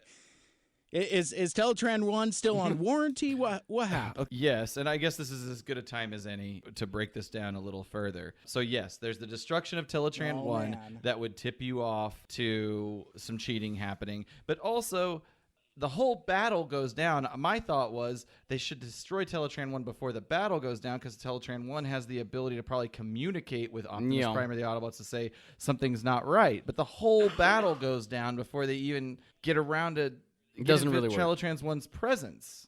And then there's also the hole in the ground. Oh, man. Yeah. Teletran 1 doesn't get destroyed. But there's a big-ass hole in the That is a ground. little bit ahead. Okay. Yeah, we're getting ahead of ourselves. Let's keep it rocking. It's time to get this fight going, okay? And Optimus Prime is trying to convince, or everybody rather, is trying to convince Optimus Prime that this is a shady deal. Prime is like, Megatron would never break Cybertronian law. And besides, that's to your point, Teletran 1 will be there to detect any foul play. We get to the battle pit. Well, Spike even says, I'm still not crazy about this combat deal, Optimus. We all know how tricky Megatron can be. I mean, they don't call those creeps Decepticons for nothing. The code specifies a fair battle. which kind of reminded me of John Cena's line from Bumblebee. I thought that was neat. Yeah. And the thing that we all say all the time. Like Yes. The name Decept is in your team name.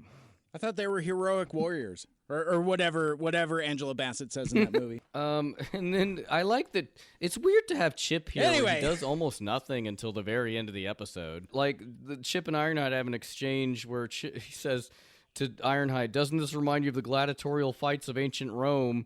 And Ironhide says, "I don't know what the fuck you're talking about." Which is, again, in the next episode, we'll have another historical reference where an Autobot is like, "I don't know what the fuck you're talking about. That's a human reference." Yeah, it's a total okay boomer, Yes. which is funny coming from Ironhide. But yeah, it's like, oh yeah, this reminds me of this old timey thing. Okay, boomer. Okay, boomer. Okay, boomer. The Decepticons show up and everybody takes their seat. It's time for the face-off to begin. Did anybody else think it was weird that Soundwave ejected Ravage and Laserbeak and then pets Ravage on the head? I fucking love it. I That's like it. awesome. That's like the best I part like of this it, episode. but it brings up some questions, and we have questioned this before of like, what is the autonomy of the tapes? Okay. Like, are they sentient? Are they like pets? It's hard to tell. Like when Laserbeak gets trapped in Jazz, like in tape form, and gets injected into Jazz's tape deck, and then Ravage is also called the Ravage cassette, and it's just Sure. And Ravage does purr, which is kind of cute. Well, Well, He's a cat. I guess the point is, and not a dog. You can keep that viral meme right in your face. Ravage is not a dog. I'll own that okay boomer energy. It's like, shut up with that nonsense. but they come from Cybertron. They had personalities before they got here. Just because they turn into Earth vehicles Yeah. and Earth forms doesn't mean they adopt the personality. You got Beast Wars, and Optimus Primal isn't like Tim Allening it all over the place. So yeah, and the comics handle it much better. In the Yeah, comics, I agree. The tapes talk. Yeah. Yeah, they're just normal. They're just normal. Sure. Cybertronians that happen to have a animal form. Now, why they chose that form is up for debate, especially when everybody else managed to get mechanical forms. But okay, so Ravage gets pet. So Ravage gets pet. We all agree it's a cute. Well, and the last thing I want to say on that is, Soundwave has expressed, a kinship and compassion Yes. with the tapes. Like, he's very concerned when Ravage gets left behind in More Than Meets the Eye. And, there's a couple instances of that as well. So they have some kind of symbiotic There is a relationship. protector. I think No, in particular with Ravage, like he doesn't seem to show it with Laserbeak or Rumble or Frenzy necessarily. Maybe there's more of a vulnerability to those characters, and More Than Meets the Eye Lost Light totally gets into it with I don't want to. I guess I won't get into the spoilers there, but even from great distances, Soundwave can sense when something is wrong with at least Ravage, and I maybe assume the other tapes as well. I'm not sure. There you go. Exactly. I was going to say the same thing. Prime and Megatron meet face to face. They shake hands. Megatron lets off a little joy buzzer. kick this baby off. And then Megatron tosses Optimus Prime with that one arm over his head some quarter of a mile away. Never knew he was that strong. It wasn't bad. Yeah. It helps that I'm sick. I'm not hating on it. And then they continue to fight. Speaking of our hand shooting earlier, Prime shoots a laser beam out of his palm, which is the second time this episode this has happened. Really, in this episode, everybody is kind of shooting everything out of their hands. It's wild. They need to stop it. It is weird. But yeah, I mean, speak of new superpowers, it's like he's like a Bishop from the X-Men, where, you know, he absorbs energy and then deflects it Good back. reference, Mike. Thank you. I appreciate that. The battle continues. The Decepticons brag as Megatron exploits each of their individual abilities. You've got Starscream's Cluster Bomb and Null Ray. Skywarp teleporting, Rumble's rumbling. I do like whenever Megatron makes the crevasse, it cuts to Rumble, who doesn't say anything but just points to himself like, yeah, that me. Yeah, I like that. That's pretty dope. Yep. And I like Starscream's ongoing commentary too. The exposition's which, makes helpful. some of the coloring decisions weird, but yeah, it is pretty funny. This part, we're right here at what 12. What is that? Aaron? 08. 1208, where Optimus Prime throws the boulder at Megatron, and he uses Skywarp's powers to warp away. In the Tubi TV version, which I watch, which I think is the Rhino version, Megatron lights up but doesn't move, and the boulder just flies right through. Wow. Well, okay, so as we're watching, he does light up, disappear. There's a very nice effect to create that disappearance. The boulder lands exactly where he was standing. Again, this entire battle, very dynamic, very well animated, we need to come up with a better phrase for it. We always say anime. It's all anime. I mean, it's animated in Korea. It's more just interesting, different, like angles we associate more with Japanese. Right. And just sort of cartoons. a flamboyant, there's a flamboyance to it that when you talk about anime, that's very specific to it that you don't always have in Transformers. Right. Except for certain sequences like this, and certain episodes have it more than others. Fucking Call of the Primitives is like one of the most anime episodes of all time. The boulder lands, splits apart. Megatron reappears behind Optimus Prime. Skywarp gets a little braggadocious on that, and then Megatron just hit him right in the back with the fusion cannon, knocks him down. We do a little transition to underneath Autobot headquarters. The Constructicons are digging under Teletran 1. Teletran 1 seems to know they're there, but the base isn't guarded, so what's the difference? Yeah. And if Teletran 1 knows they're there, he doesn't have to be destroyed. He should be communicating with the team. Yeah. Send out that satellite to buzz him if he can't communicate directly. Yeah. Teletran 1 does seem distracted by just scanning them, and then later we'll see the Dinobots come in finally. But it's not written great. Because we see on Teletran 1's screen that he's scanning what the Constructicons that are coming up from underneath, but not really hasn't done anything about it yet. Yes. We go back to the fight. Optimus Prime, he's dazed. His team is cheering him on, trying to rile him up, get him jazzed for this fight. But Megatron uses Reflector's ability and Thundercracker's special abilities to cause further injury to Optimus Prime. We get to see Thundercracker's sonic powers, which are never used by the guy who actually has them.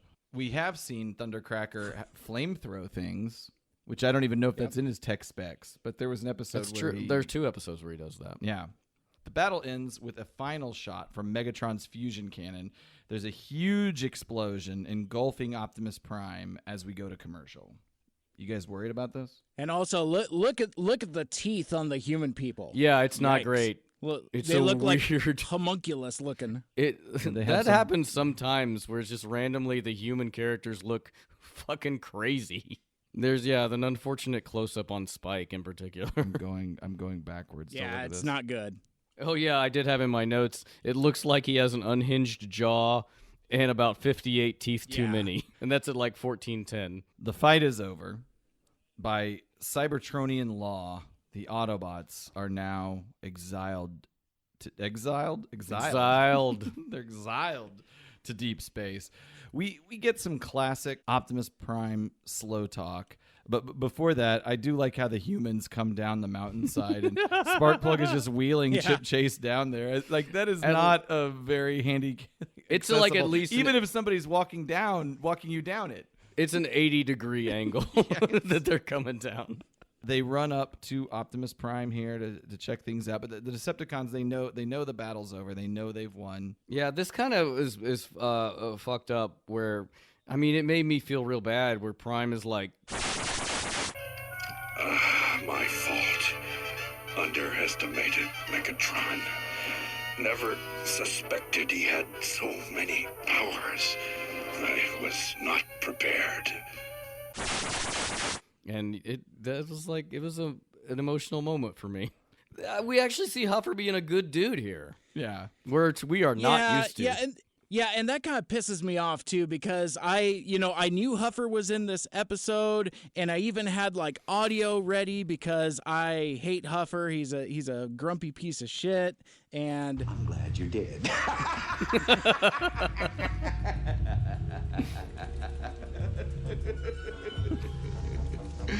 I'm glad you did. and I can't even use it in the proper context because he's kind of okay here. Yeah, I thought it was actually really sweet. He he's- pulls Prime's trailer because Prime can't take it. Well, he offers to take his load. Well, yeah. Why do we have to turn a So- sweet moment into a gross moment? Can't it be both? Sweetly gross. Isn't that what Transformers fandom is all about? Some parts of it.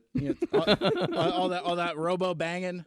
The Decepticons provide an escort and make sure they follow the rules of Cybertronian law. Well, here we actually have Mixmaster, who is putting together an acid to burn through the floor of the cavern to get to Teletran 1. And Mixmaster actually uses real acid chemical formulas here.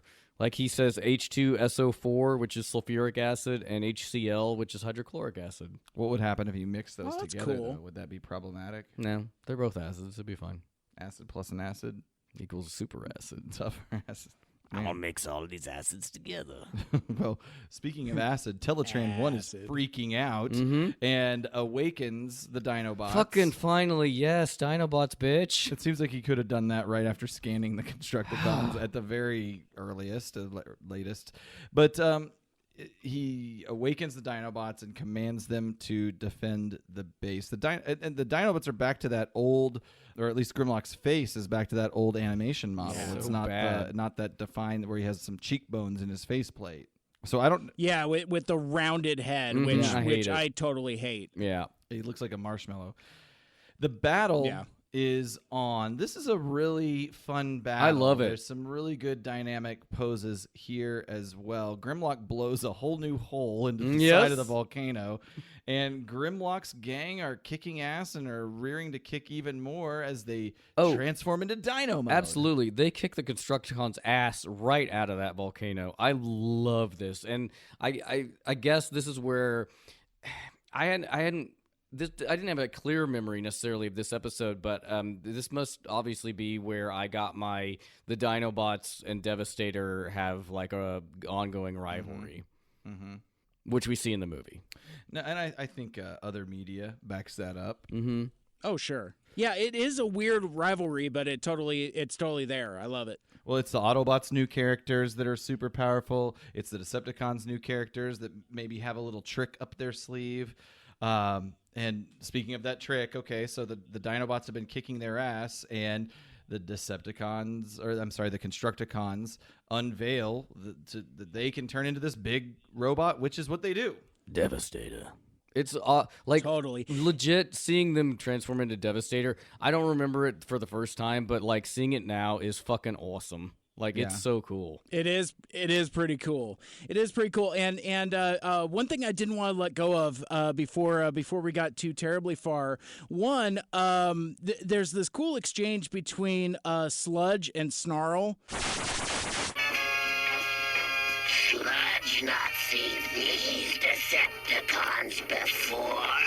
Not see again either, because we dynamite them to pieces. I love his inflection on it. It's so fun. You know, so I guess I should have asked this earlier when we were chatting. Did you guys have the Constructicons as kids? You did, didn't I you? did have Devastator. I had all the Constructicons as a kid, but I got them from a garage sale, so like I didn't have the fists, and I think I did have the head, but also I remember it being very, very difficult to keep together. Almost unplayable. Yeah, so. he's very rickety. The reason why I bring that up is because I had Devastator also. I never had the box set. That was like what the rich kids had. I ended up getting the individual characters like over time. And so it was like once I finally got all 6 of them and can finally put it together, it was really cool. But I remember like this almost very vividly this kind of playable moment, because like in here, you know, Scrapper orders them, you know, to transform, and he says phase 1. Mm-hmm. And then they change into vehicle mode, and then he says, now transform phase 2, and then they combine into Devastator. And I remember when I would play with them, I would kind of, you know, I would reenact it that way. Oh, nice. Yeah. And this was also like the probably most accurate depiction of the actual transformation, in like how Hook kind of like separates and folds, as well as some of the other characters as well. So it's that's what I read. It's a really it'll cool never sequence. be this good. accurate again. Yeah. It is Right? also, I think, is he the only 6 combiner?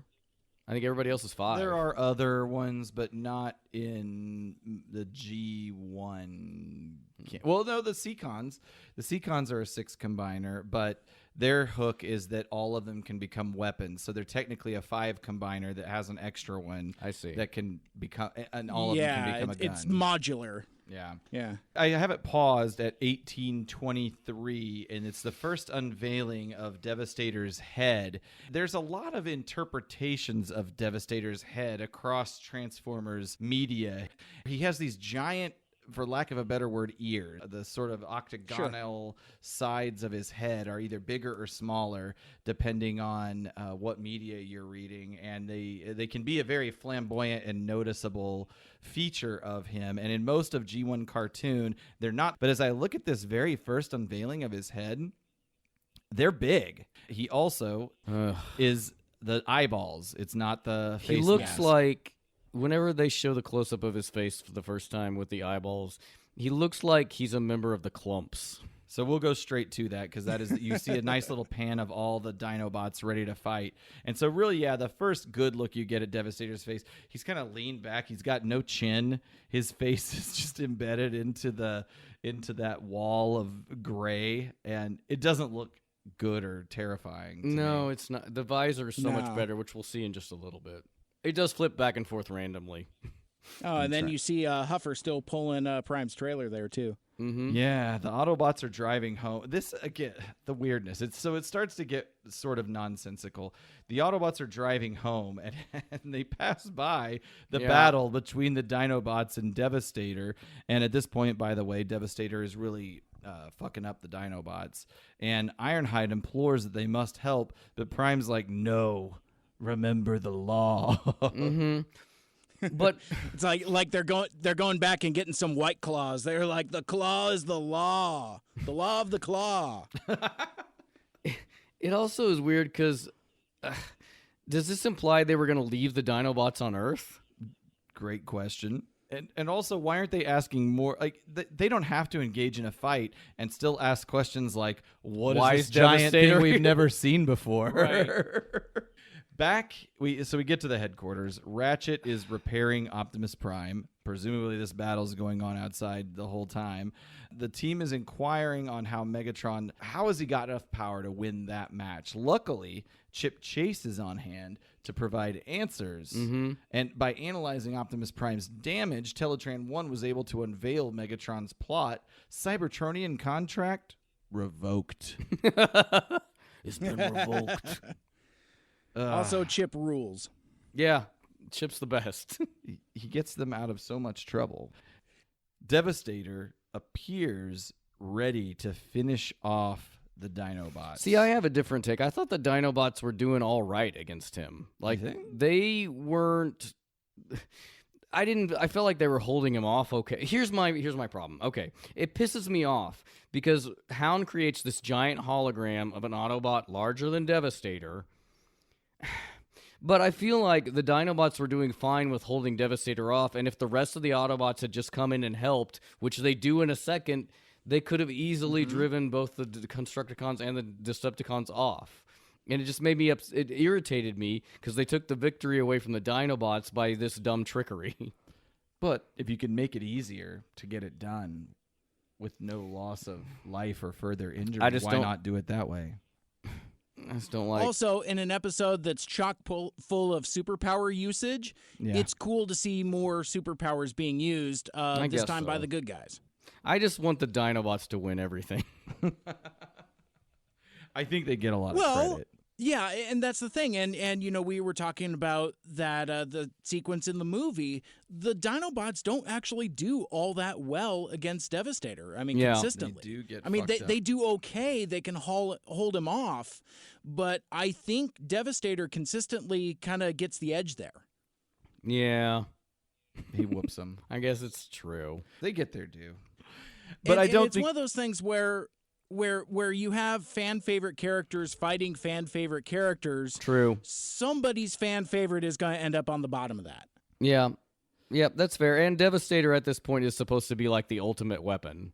To your point, though, Ryan, and I'm watching it with the sound off, it is difficult to tell that Devastator in this very sequence at around the 20-minute mark does totally have the win over the Dinobots, because it's not he's pointing a cannon at them, but it doesn't look like they're in necessarily the worst distress in the world. Right. But the Autobots have discovered that, hey, we don't have to abide by this rule. So they decide to help, and their version of helping is Hound with the holographic giant image. And so I know that this character has a name that has been like it's Holonix Maximus. Thank you I didn't write it down. And it's interesting. So, like, Masterpiece Hound came out recently, MP47, and I remember, like, months ago there was like a leaked accessory pack of like what it was going to come with, and it said something about holographic figure. And I know a lot of folks in the community, like Sixo in particular, was thinking that perhaps we were going to get like a scaled down Holonix Maximus with Masterpiece Hound. And that obviously didn't come to pass. It was just a holographic driver. But Aaron, so being the third party guy of our group, has there been any representation of this character toy wise anywhere? If there has, I don't know of it. I think Gotcha. there have been representations of it actually in the main line. And I'm struggling to Google it right now. You know what? I'm wrong. It doesn't look like there's a toy version, but he was created as a character in the Wings universe, which I'm not familiar with. Holonix Maximus was an aristocrat amongst the Cybertronian society. I think the Wings universe is related to the publications that Fun Publications put out in connection to the original BotCon. And so I think he was a character like that was Collectors developed Club further through those publications, and it is canon, and it was inspired by this holographic character, but it doesn't appear that there's been a toy. And it's interesting. I mean, one, with him being an aristocratic type of character, I could see him hanging out with Trax back on Cybertron. You know, see our episode of Transformers Reanimated with Yoshi and Greg. But he looks kind of like Broadside here. Am I the only one that's picking up on that? A little bit In terms of kind of like color scheme and kind of sort of design. Yeah, I know. The color scheme in particular. No, I see what you're saying. Yeah. Yes. Broadside has a couple of different head models, and this looks like the one that there's one version that has ears like this. So I'm going to go with it. Very good. That's, You're not a dummy. That's fine. Well, thank you. I appreciate that. So, so while we're here and we're talking about Devastator, when he's fighting the Dinobots, he has this line where Nothing defeats the Devastator. Nothing. and I really like that. For some reason, I know it drives a lot of people nuts sometimes, but I kind of like it when you throw a "the" in there. You know, it kind of gives it a little more credence, like say like the Batman. You know, that kind of thing. And I think that kind of adds a little more oomph to Devastator when he, one, refers to himself in the third person, but then also throws a "the" in there. I think this is the only reference to him being referred to as the Devastator. Yeah. But I like that because it sounds more like a weapon. Whereas the Constructicons in their alt modes and their robot forms are more about, you know, technological engineering and construction. Whereas Devastator, on the other hand, and again, that's another thing that kind of comes up in the comics, is that Devastator is just basically kind of like a force of nature that you just kind of like point at it. You just point him at something and make him destroy it. Yeah, the Gestalt, and maybe, I don't know if this is touched upon, of like him being the earliest combiner. The intelligence, whenever they fought, the six of them combine, is minimal, where he's just a destructive force. Yeah, and, you know, we've talked about this in other places too, but I love the production choice to overlayer Arthur Burghardt's multiple voice tracks to make it really kind of sound like it's six voices united. I think they have that in the I think script. it's really cool. Oh, cool. Nice. Yeah, it's supposed to be all of them speaking together. You know, and you guys had asked me several weeks ago, like, well, hey, Mike, do you have like a weird hot take that you wanna add to it? And I forget exactly how I phrased it, but it was something to the effect of like, oh, well, you know, when they're combined into Devastator, it's all just this robot orgy up in Devastator's brain. Everybody's just sucking and fucking up there. So I had to come up with something provocative, and that was, I guess, like the best I could come up with on short notice. I appreciate you going highbrow with that.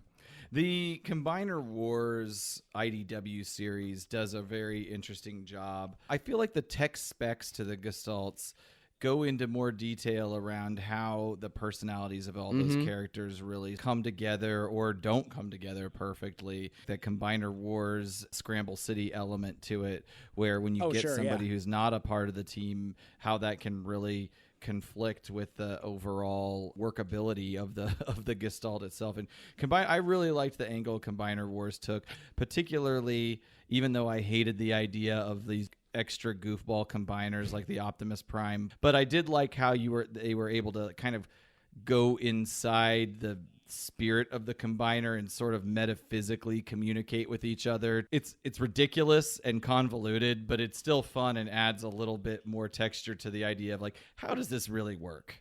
And that they never really go into in the G1 cartoon series. It's just they're all just big dumb robots.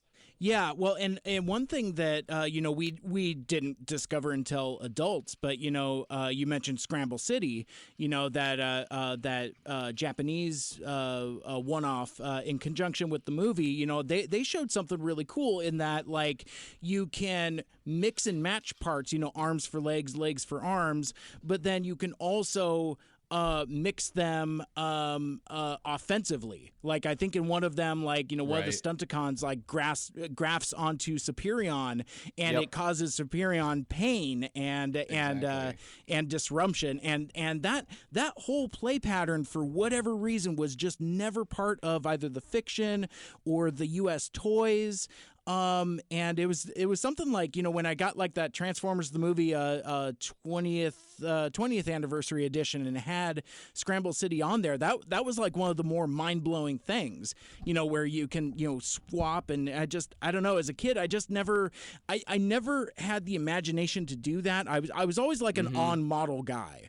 It's like, I think I knew you could do it because it was obvious the connector points were universal, but yeah, I didn't want to because why? I want Superion. Did I have Computron? Superion? I had Predaking. I think that was my first combiner was Predaking, and I had the Seacons and the Terracons and maybe the Technobots. I was a late era guy, but all those, Sure. Except for the Predacons, had or Scramble City Swappability. style swappability. Yeah. Huh.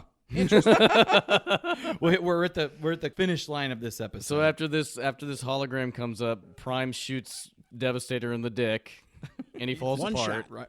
Right in the dong head. The Dinobots, that's when they move in. Ryan, you still get your victory here.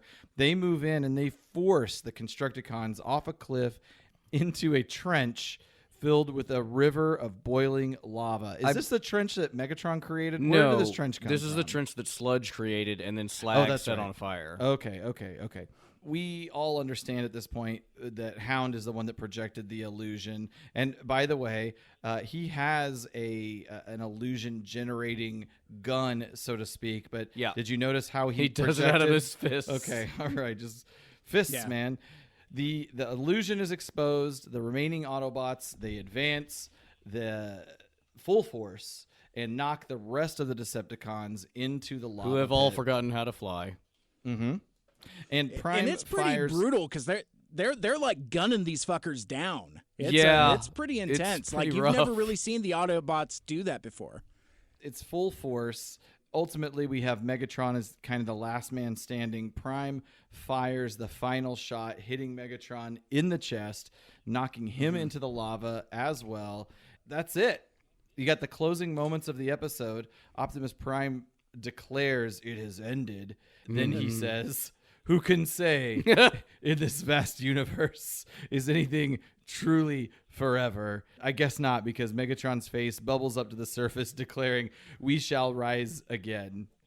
And if Caleb were here, I would say, or he would say, the Autobots are so dumb. You've They got don't all see the Megatron. Well, that, and you've got all the Decepticons in the trench. Like, go over to that trench, Yeah.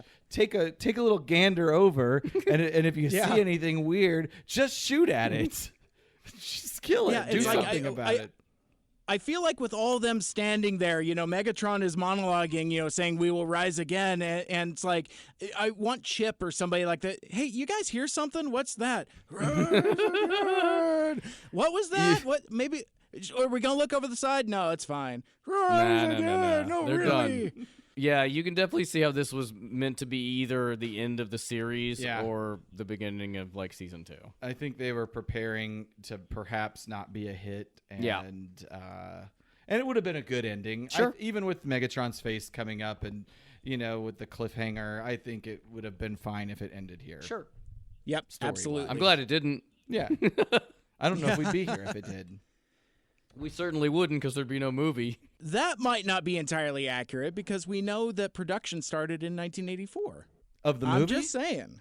Yeah. 2 years in the making. Incredible adventure in gosh, you're widescreen right. animation. Okay. Yeah. Okay. Come on, So man. basically, they were starting the movie while they were doing all this. I've always thought it was Yes. overlaying with just season 2, but I guess perhaps in the break between season 1 and season 2, they got it going. I 'Cause this think was that's a correct. bona fide hit. Yeah. I mean, it was a smash. Yeah, the, at the this toys point, were for sure. selling like fuck. It was like toy of the year. Selling like fuck. As it do. Just to touch on voice actors really quickly, I don't know that there's anybody new that's going to pop up throughout the next 3 seasons of work, but the Constructicons, Hook and Bone Crusher, Neil Ross, actually, this is him. At this point, he did do Slag, actually, so he has been in the show up to this point, and in the future, of course, he'll be Springer and Six Shot, but he did Hook and Bone Crusher. Michael Bell handled Scrapper duty, Greg Berger was Long Haul, and Scavenger was Don Messick, sounding exactly like Ratchet's dumb little brother. I'll mix some of the hydrochloric with the hydroponic, and we'll see what happens. And this is probably like one of the few episodes where the individual Constructicons get stuff to do and things to say. It is true. Because I don't know if you hear, Mixmaster or Bone Crusher. I mean, you hear Hook in the movie. Hook's got a really cool voice. I like what Neil Ross is doing. It's very aristocratic, like we were talking about earlier. But while we were on, you just the way you said it reminded me.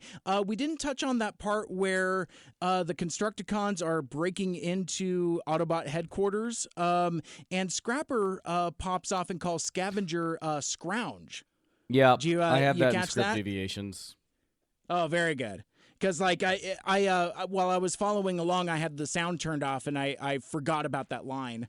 I thought that was kind of interesting because we know Scrounge is a totally different character from the Marvel comics, but it is kind of interesting that it ended up kind of being repurposed as kind of like more like a slur, like something that like you would call each other, that kind of thing. That was in the Dreamwave comics, if I remember correctly. Frank Welker was Mixmaster. Just keep adding to his plate. Why don't you? And Devastator combined is Arthur Burghardt, voice of Destro. Mike, do you care to share your Arthur Burghardt story for us real quick? Oh, sure. I'll try to tell it as quickly as I can. I know we're kind of running way over already. But I had mentioned earlier that I had the opportunity to go to TFCon LA and drink a whole lot of brown liquor and smoke cigars with our good buddy Jason Wiltshire, and got very, very sick the following day. So basically what I've learned, the best way to instill illness in Mike Seibert is show him Bobby Skullface talking about the third party panel, because like as soon as Aaron fired that up, I'm like, I'm going to puke. It was very embarrassing. But anyway, so, and it's funny because like that was like the day that I was supposed to be productive and like gather all these autographs and talk to all these folks, and I was just hung the fuck over the entire time. So anyway, so I roll up to Arthur Burghardt, and he is exactly the way that you would imagine him. He's almost a regal in like, he's got like this really cool fedora. He's got like a butterscotch leather jacket, like he borrowed He it looks from like a Richard very Roundtree. cool dude in the pictures I've seen. And just listening to him speak is just like, it's like, holy shit. I mean, just his normal speaking voice is kind of like maybe a slightly pitched down version of Destro. It's just one of those things. It's like, I'm just going to hang out by your booth and listen to you talk to people.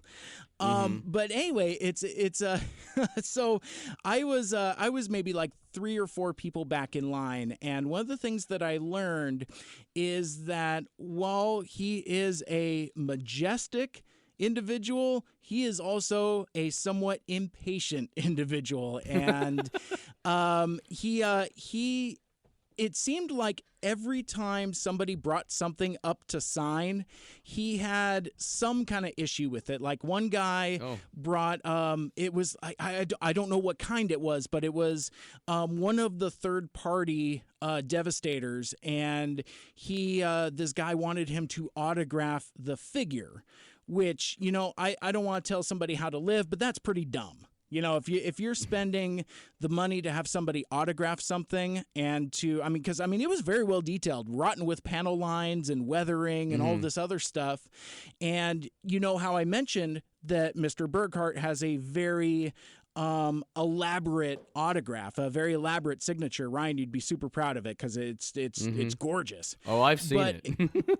Yeah, and it's something that doesn't really translate well to a toy. So it's like he's giving this guy all kinds of shit. He's like, you don't want me to sign that? Yeah, man, I want you to sign it. So they have that legislation. Then like another dude ahead of me has some other kind of tiff with him about something. I don't remember what it was. It doesn't matter. then and this whole time I'm chuckling, like I'm making like eye contact with his handlers, one of which was like his daughter, I believe. So it's like, it's just like one of these things. I'm like, yeah, look at these knuckleheads, these fucking losers with their weird requests. All I want is them. Yeah. Exactly.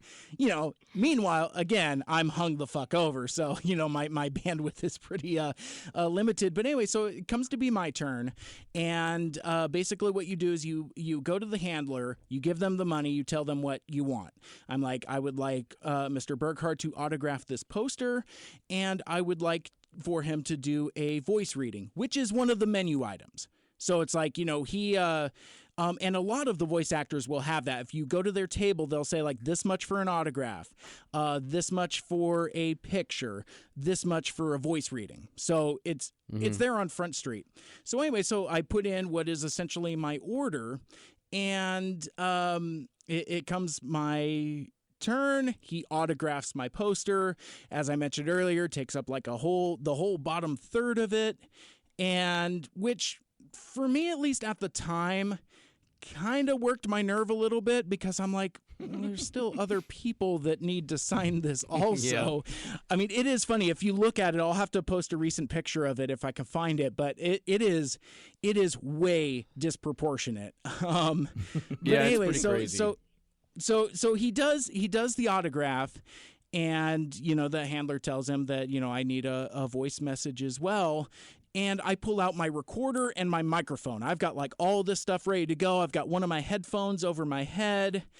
And then he's like, well, what do you want me to say? And I explained to him, I was like, well, could you say, hi, my name is Arthur Burghardt. I voiced Destro and Devastator and whatever else. And you're listening to Mike Seibert Radio. And he stares at me, this 1,000-yard stare. I'm not saying that. I'm like, and I'm like, okay. Well, he's like, well, here's what I can do for you. I can give you like a phone message. And I'm like, that's fine, I guess. And in my mind, I'm panicking, because I'm like, this isn't what I've paid for. And and I'm like, I think I've offended this person, because like, he starts breaking it down for me. This was like a 15-minute legislation where he's like, I don't know you. I don't know what your thing is. For all I know, you could be part of the alt-right, spewing hateful propaganda and shit. And I'm like, I'm about to piss my pants at this point. I'm like, that's why I'm in line to have Arthur Burghardt sign my poster and do a soundbite for me so I can take it back to my clan buddies and chuckle about it. Yeah, and his whole point was, well, you just don't know. You just don't know what people are into. And meanwhile, he's like elbowing his handler, which, again, this is where I thought it was his daughter. He's like, now pay attention. Pay attention to this. And this was somebody, again, that I had made eye contact with earlier. I thought we were like buddies. And she's just looking at me like, She's like, you're going to be one of the good ones. And no, I was just like the rest. So we finally work it out. And because like the way that he was, it was also like he didn't want to use my equipment. Like, well, because everyone else, that aren't, well-prepared podcasters are just shoving phones in his face. Right? Mm-hmm. When it's like, hey, can you say something cool into my phone? Meanwhile, I've got like actual equipment, to get quality audio, as quality as you can get on a convention floor. But anyhow, so then I get my shit all ready to go. I shove my phone in his face, and he's like, well, I thought we were going to record into your microphone thing. I'm like, oh, okay, we can do that too. I hastily put my headphones on. Well, he said he wanted to do a phone message. Yeah. And so he grabs the microphone, very I gotta find a different word other than majestically, but basically, he grabs it, he turns it on, and the gist of it was like, this is Destro, and you need to leave a message for my Cobra Trooper Mike Seibert Radio, because he's not here now.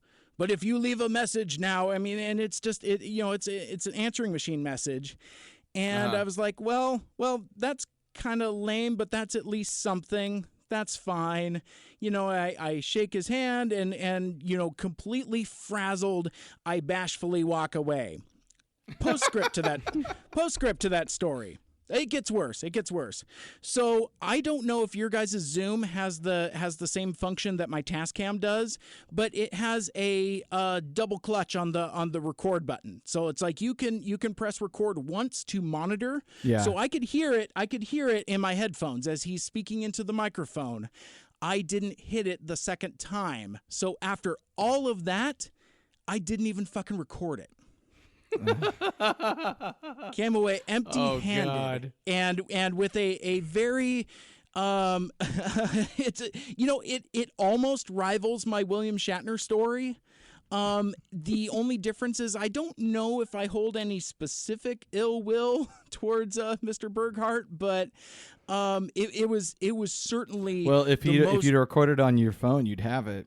Yeah. So that's his fault. Let's blame him for that. I mean, I can kind of understand. It's like whenever I go to even retweet things from people, I'm like, I don't know if I want to co-sign. I don't know who this is. Their whole life. Yeah. Yeah. Well, but the message he left you, even though you don't have it, said Mike Seibert radio. Yeah. So he still is sort of weird. Tacitly endorsing your thing. Yeah.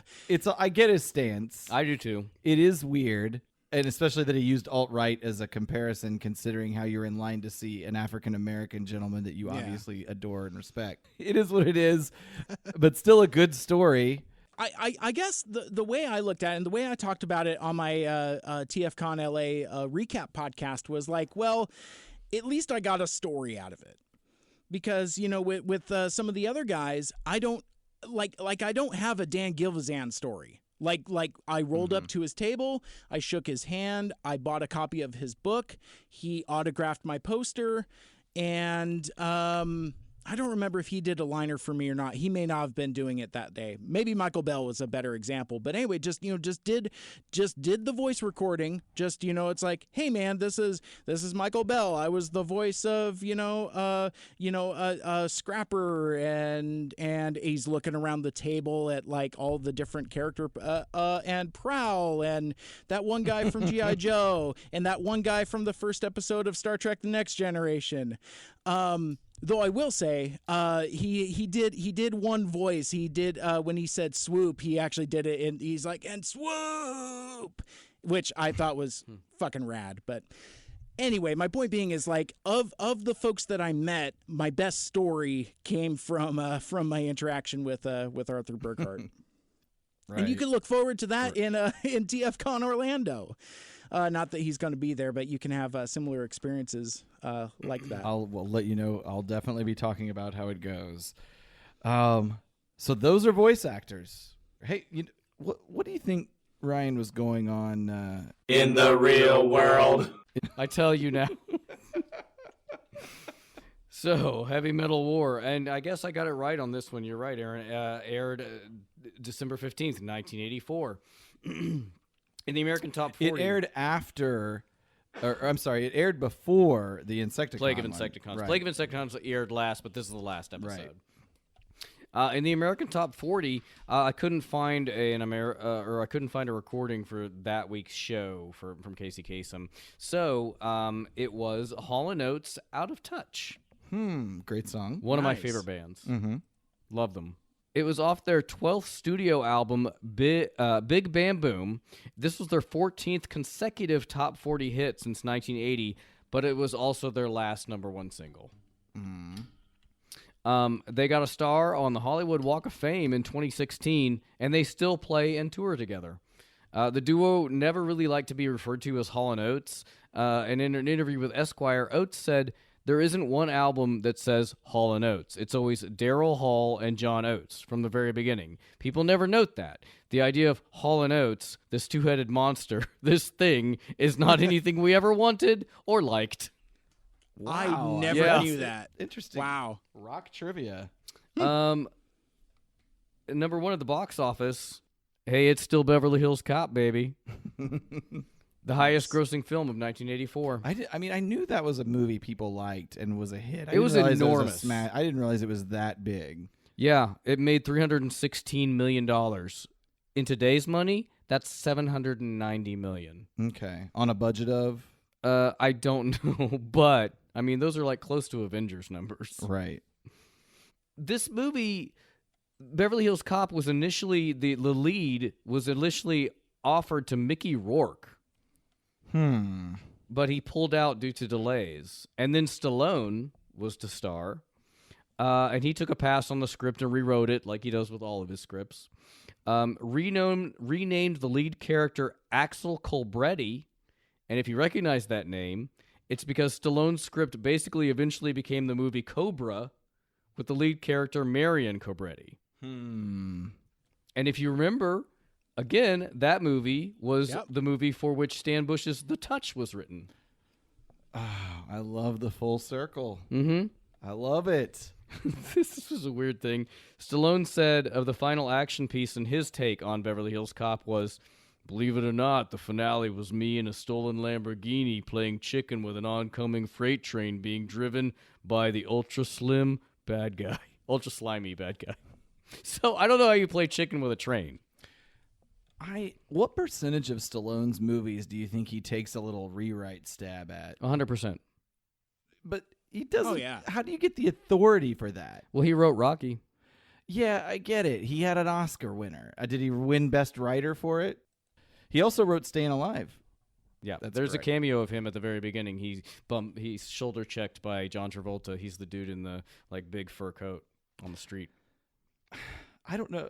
Do you think he had a hand in Demolition Man? Do you think he had a hand in Tango and Cash? I will say, I think here's the thing. I think the movies he cares about, he takes a pass on, and the ones he's like, well, I'll do this. I don't think he took a pass on Over the Top. Even though I love that movie, and he got paid $20 million for it. His quote about that movie is, all right, I'll do it. Nobody's going to see it.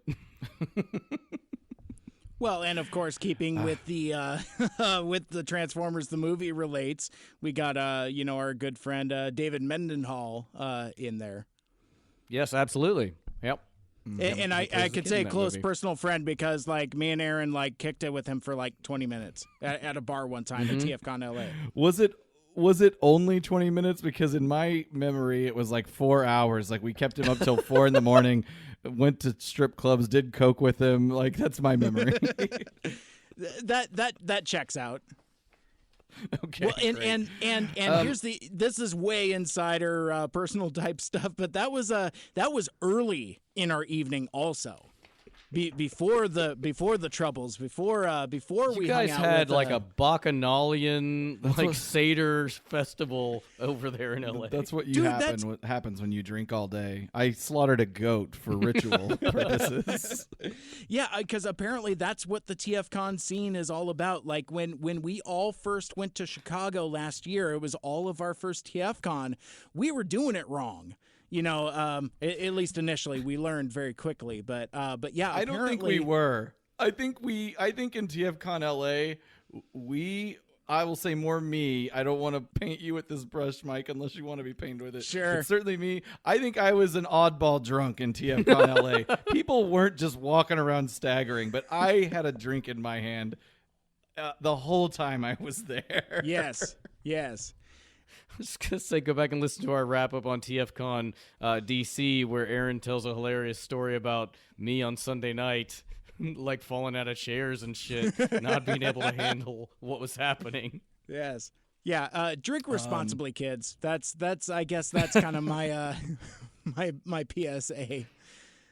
Well, that's true. But then you also have to be cognizant of the unintended consequences. So don't forget an encumbrance to other people. Yeah. If you can help it. Well, because I went to TFCon LA to be productive. I had shit to do, and partying all night kind of hindered and hampered that a little bit. And Aaron, if you recall, it was almost notorious. I was super grumpy all the time. Yeah. Also, because I do recall. Well, because I thought it would be a fun idea to host a Nerd Rock show. On Friday night, go home, sleep for maybe 90 minutes, and then turn around and jump on a plane to LA, and thinking I'm going to be productive at TFCon LA. That was a poor I'm choice. pretty sure that I was 6 beers deep when I interviewed Ron Friedman. Yes. By the pool. By the pool. To move along. Deviations. Written by Donald F. Glutt, July 27th, 1984. Revised by Mr. Friedman, August 1st, 1984. So Scrapper, the leader and the right leg of Devastator, the bulldozer, in the script is known as Gravedigger. Scavenger, who's the right arm of Devastator, the bucket loader, is called Scrounge. And at 12:29, when the Constructicons break through the mountain into the volcano to invade the base, Scrapper calls Scavenger Scrounge, like you said, Mike. From the TF Wiki, in their More Than Meets the Eye bio, Dreamwave says this is a deliberate insult other Decepticons use to refer to Scavenger. After the scene where the Constructicons are building the machine... There's no context for that, though, in the show. No. Are you saying that's retconned Yes. Yeah. via Dreamwave? Okay, all right, okay, never mind. Also, Go ahead. those I profile was books just are really cool. Yeah. I mean, because they're done in the style of the old Marvel ones, so it's like it's got new illustrations, Like the and universe. cool- Yeah, exactly. Worth checking out because like there's some points that at this point are irrelevant and have been retconned. It's kind of like a weird time capsule, for lack of a better word. It kind of encapsulates the parts of the Dreamwave era. Pretty interesting. Cool. Yeah. I'll go check that out. So this is a whole new scene that's not in the show at all in this episode. After the scene where the Constructicons are building the machine in the cave, there's a scene where Wheeljack is showing off some of the Dinobots' new skills. He's been reprogramming them not to be so clumsy and unpredictable. It's fucking super weird. It's so great. Wheeljack throws a boulder into the air. Swoop catches it with gale force energy waves from his wings, suspending it in midair, and then he drops it, where Snarl watches the boulder drop, then swings his tail and bats it back into the air. Slag breathes flames and heats up the boulder, again suspending it for a moment. Grimlock leaps up and, quote, chomps his mighty jaws onto the hot, smoking boulder and gobbles it down. Smoke issues from his mouth as he eats, unquote.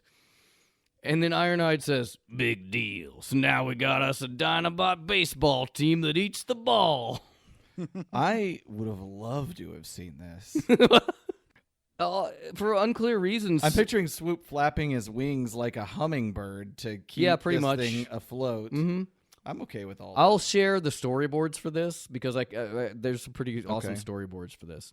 And then I don't know. They didn't give Sludge anything to do though. He's not in this exchange. Sludge is the Stegosaurus or the Brontosaurus? The Brontosaurus. I always mix them up. And then the Dinobots go back into the base, which is where Ironhide then gets the signal about Megatron flying in. I think Sludge should have swallowed the boulder, and then you could have seen the It go down his outline neck. of the boulder pushing down his neck.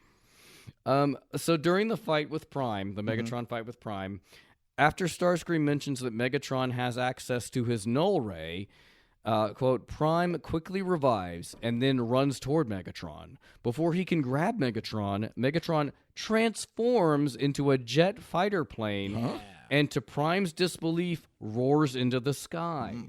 Prime says, he never did that before. And Ratchet says, this doesn't print out right. How'd Megatron get so versatile? So in this script, like, it seems to imply that the chips allow you to transform. Yeah, and I think Mike and I actually talked about this a little bit. They walked that back because it makes it too weird. It does, because then he could transform into a tape. Yeah, Right.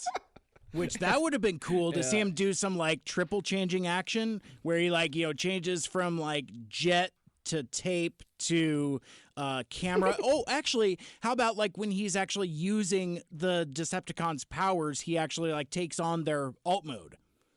So you get like Reflector and Thundercracker, Starscream. Yeah, I also feel like that might have been another dead giveaway that he's cheating. exactly. That's more to the point for sure.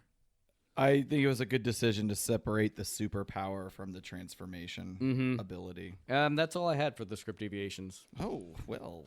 Darn, then Also, one last thing on the script deviations, Ryan, you had mentioned links to the storyboards.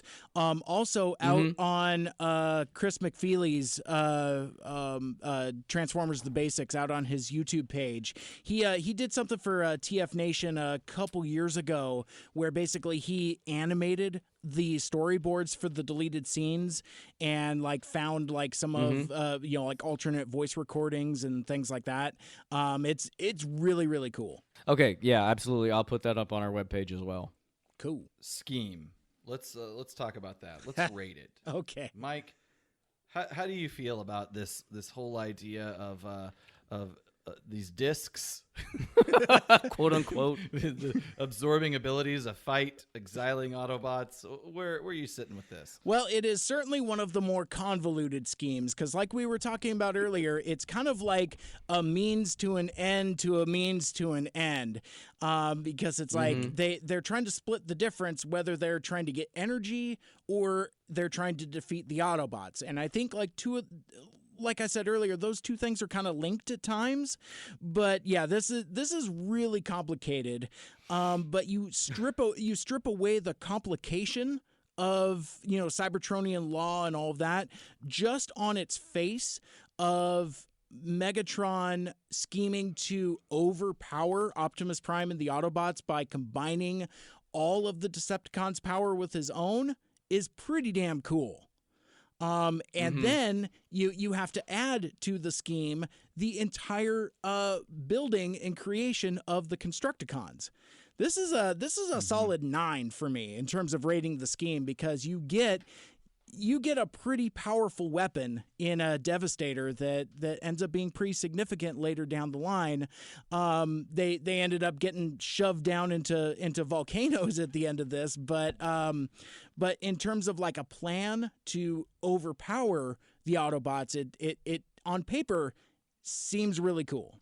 So yeah, like I said, solid 9 for me. This is like one of your appetizer boards. There's a lot. There's a lot going on.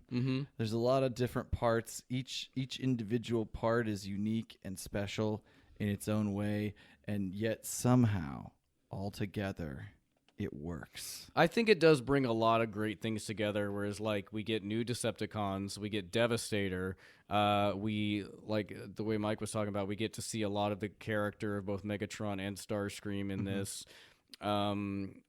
It's like you get a greatest hits and a new album that's pretty good all at once. We get the Dinobots fighting Devastator. I mean, it hits all my sensory points. I'll take a point away and go with an 8 just because it's super convoluted. Sure. But I love this episode. There's a lot of plot holes. The scheme itself is ridiculous. Is dumb. Oh, sure, yeah. It's really, really stupid. If we're rating the scheme, I give it a 2 because take over that plant and you'll get the Autobots and the energy at the same time. You don't need the battling Optimus Prime and Cybertronian law thing. But it's a fun episode, and there's no two ways about it. And if you were trying to actually wrap up a season and or wrap up a series, it would work. It's a great ender, yeah. All right, so okay, we can. I'm the ghost of the iconic moment. I mean, Devastator. Yeah. I don't know what else to say. That's not what I put. Oh. Wheeljack bazooka. The shock blast cannon. Yeah, that's pretty.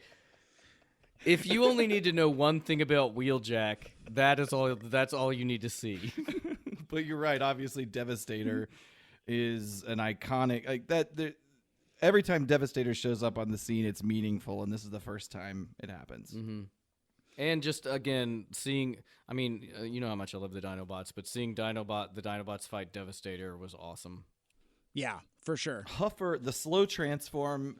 This is their second slow transform from Optimus Prime after a series of serious injuries. But the Huffer carrying the trailer is also an iconic scene that people refer to quite a bit. What do you think, Mike? Well, I agree with you guys on all of that, especially the Devastator combining sequence. It is remarkably fast, considering how slow it is in the movie. I had stated in other places to where you could almost skip this episode and go straight to the movie for an almost better reveal of Devastator, just in terms of Cup's line delivery. But I don't want to get into that legislation here because this, I guess in a sense, I had made those statements a couple years ago without having actually watched Heavy Metal War recently. And revisiting it, I was like, I might have to rethink my perspective on this, because that all of that is really cool. It's a great introduction to the characters. They all are given something to do. The combining sequences is super rad, and everything just works. So that's, for me, that's my iconic moment, is where they actually combine, the transform phase 1, transform phase 2. It's pretty sweet. But I would also give an honorable mention. One thing you guys hadn't mentioned yet is when, the Decepticons are all forced into the lava, and when Megatron, two things. One, after he falls in, for some reason, this image always stuck with me, where his arm comes out of the lava, and then his hand goes limp, and then sinks into the lava. For some reason, that imagery always struck with me. It's like, oh man, he's super dead. Kind of like how you associate that with drowning or other types of things like that. So for some reason that, whenever you see a hand kind of go up and then go limp, that's kind of like a visual cue that person has succumbed. But then the illustration, And then his face popped back up. I wonder if the face coming back up was added when they knew they were going to have another season, or if it was always there. That would be interesting to consider, because it does look slightly different. It looks like it could have been added, and the illustration on it is really good. It's probably one of the most detailed renditions of Megatron outside of the movie. In terms of damage, because it's very similar. He's scuffed up. You got lava flowing into his eyes. Because if you look at it, the lava flows down from his forehead, no lava in his eyes, but then it's streaking down the sides of his face. So I'm thinking that lava is seeping in behind his optics there and probably cooking his brain. Ugh. So gross. Spaghetti soup. Spaghetti. Well, this is also interesting. I thought that he sunk into lava, and then we know what happens to Galvatron after the movie. Yeah. Oh, wow. Yeah. Yeah. Unintentional foreshadowing is unintentional. I wonder if maybe that was something Flint Dille was thinking about, because he wasn't involved in the show until the movie.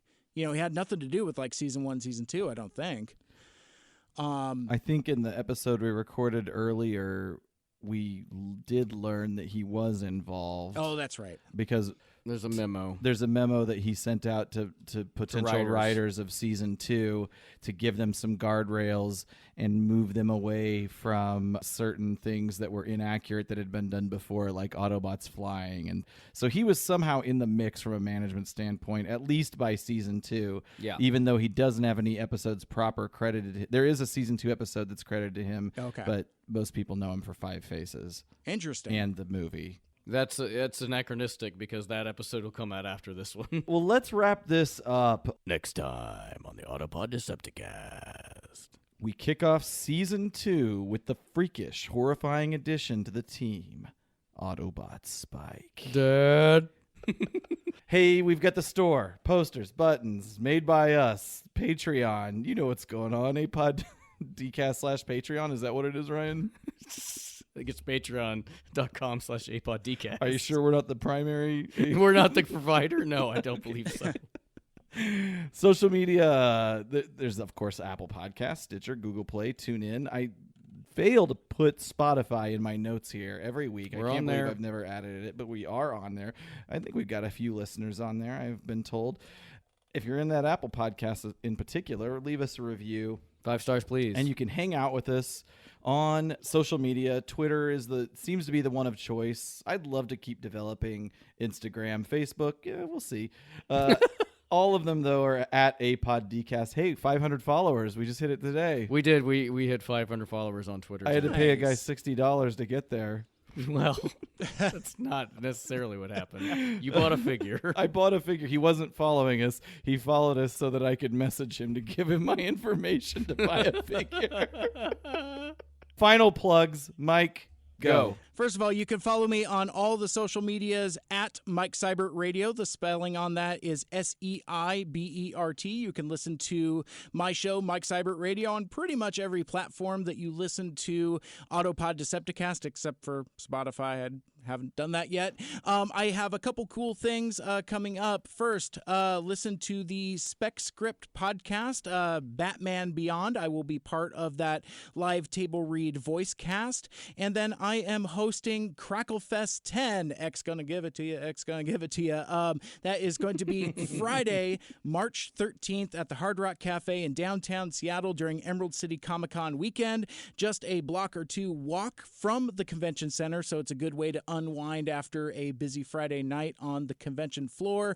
We're closing out our celebration of 10 years of Nerd Rock with Emily McVicker, H2 Awesome, and of course the pioneers of Nerd Rock, Kirby Crackle, who will be performing their fan favorite iconic album E for Everyone in its entirety, front to back. First time they've performed that album fully. That is going to be a lot of fun. I will be your host and MC during that event.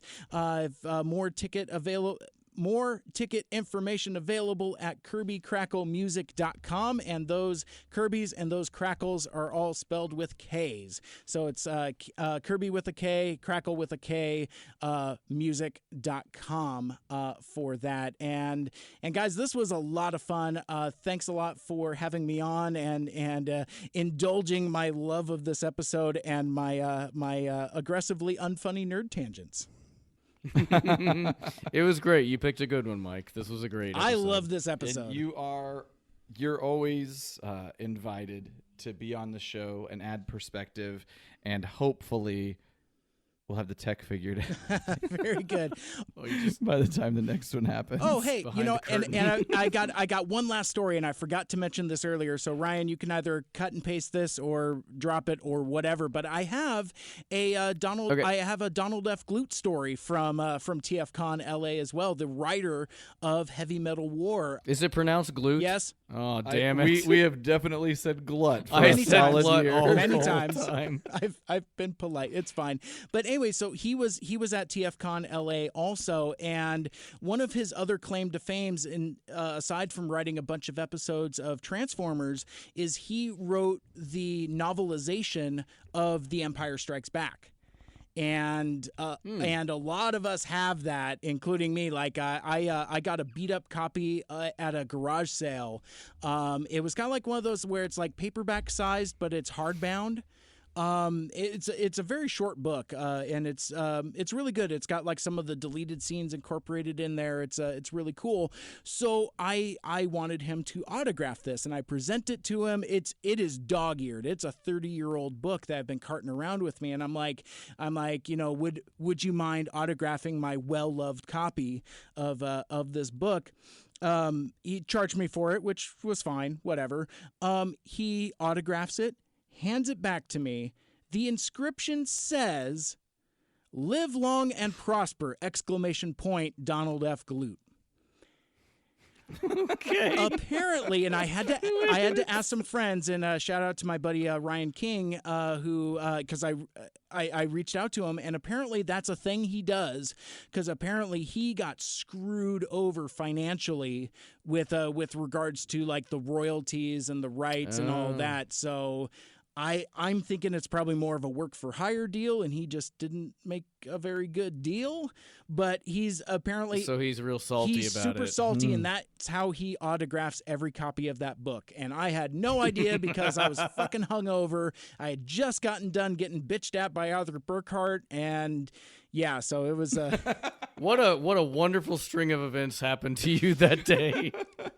Yeah, it was fun times. And then but That's why you just got to stick to guys like Paul Eiding and Dan Gilvezan, who will just be total sweethearts no matter what all the time, and probably have no baggage whatsoever Exactly. that you have to deal with. So, but anyway, I thought I would kick that in while we were still here.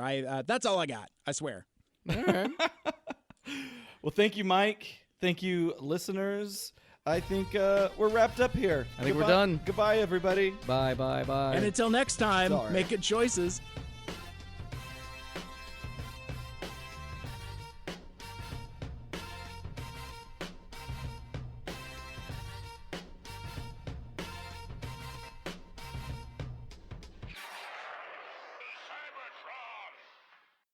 Cells is the sponsor of Autopod Decepticast. Yes.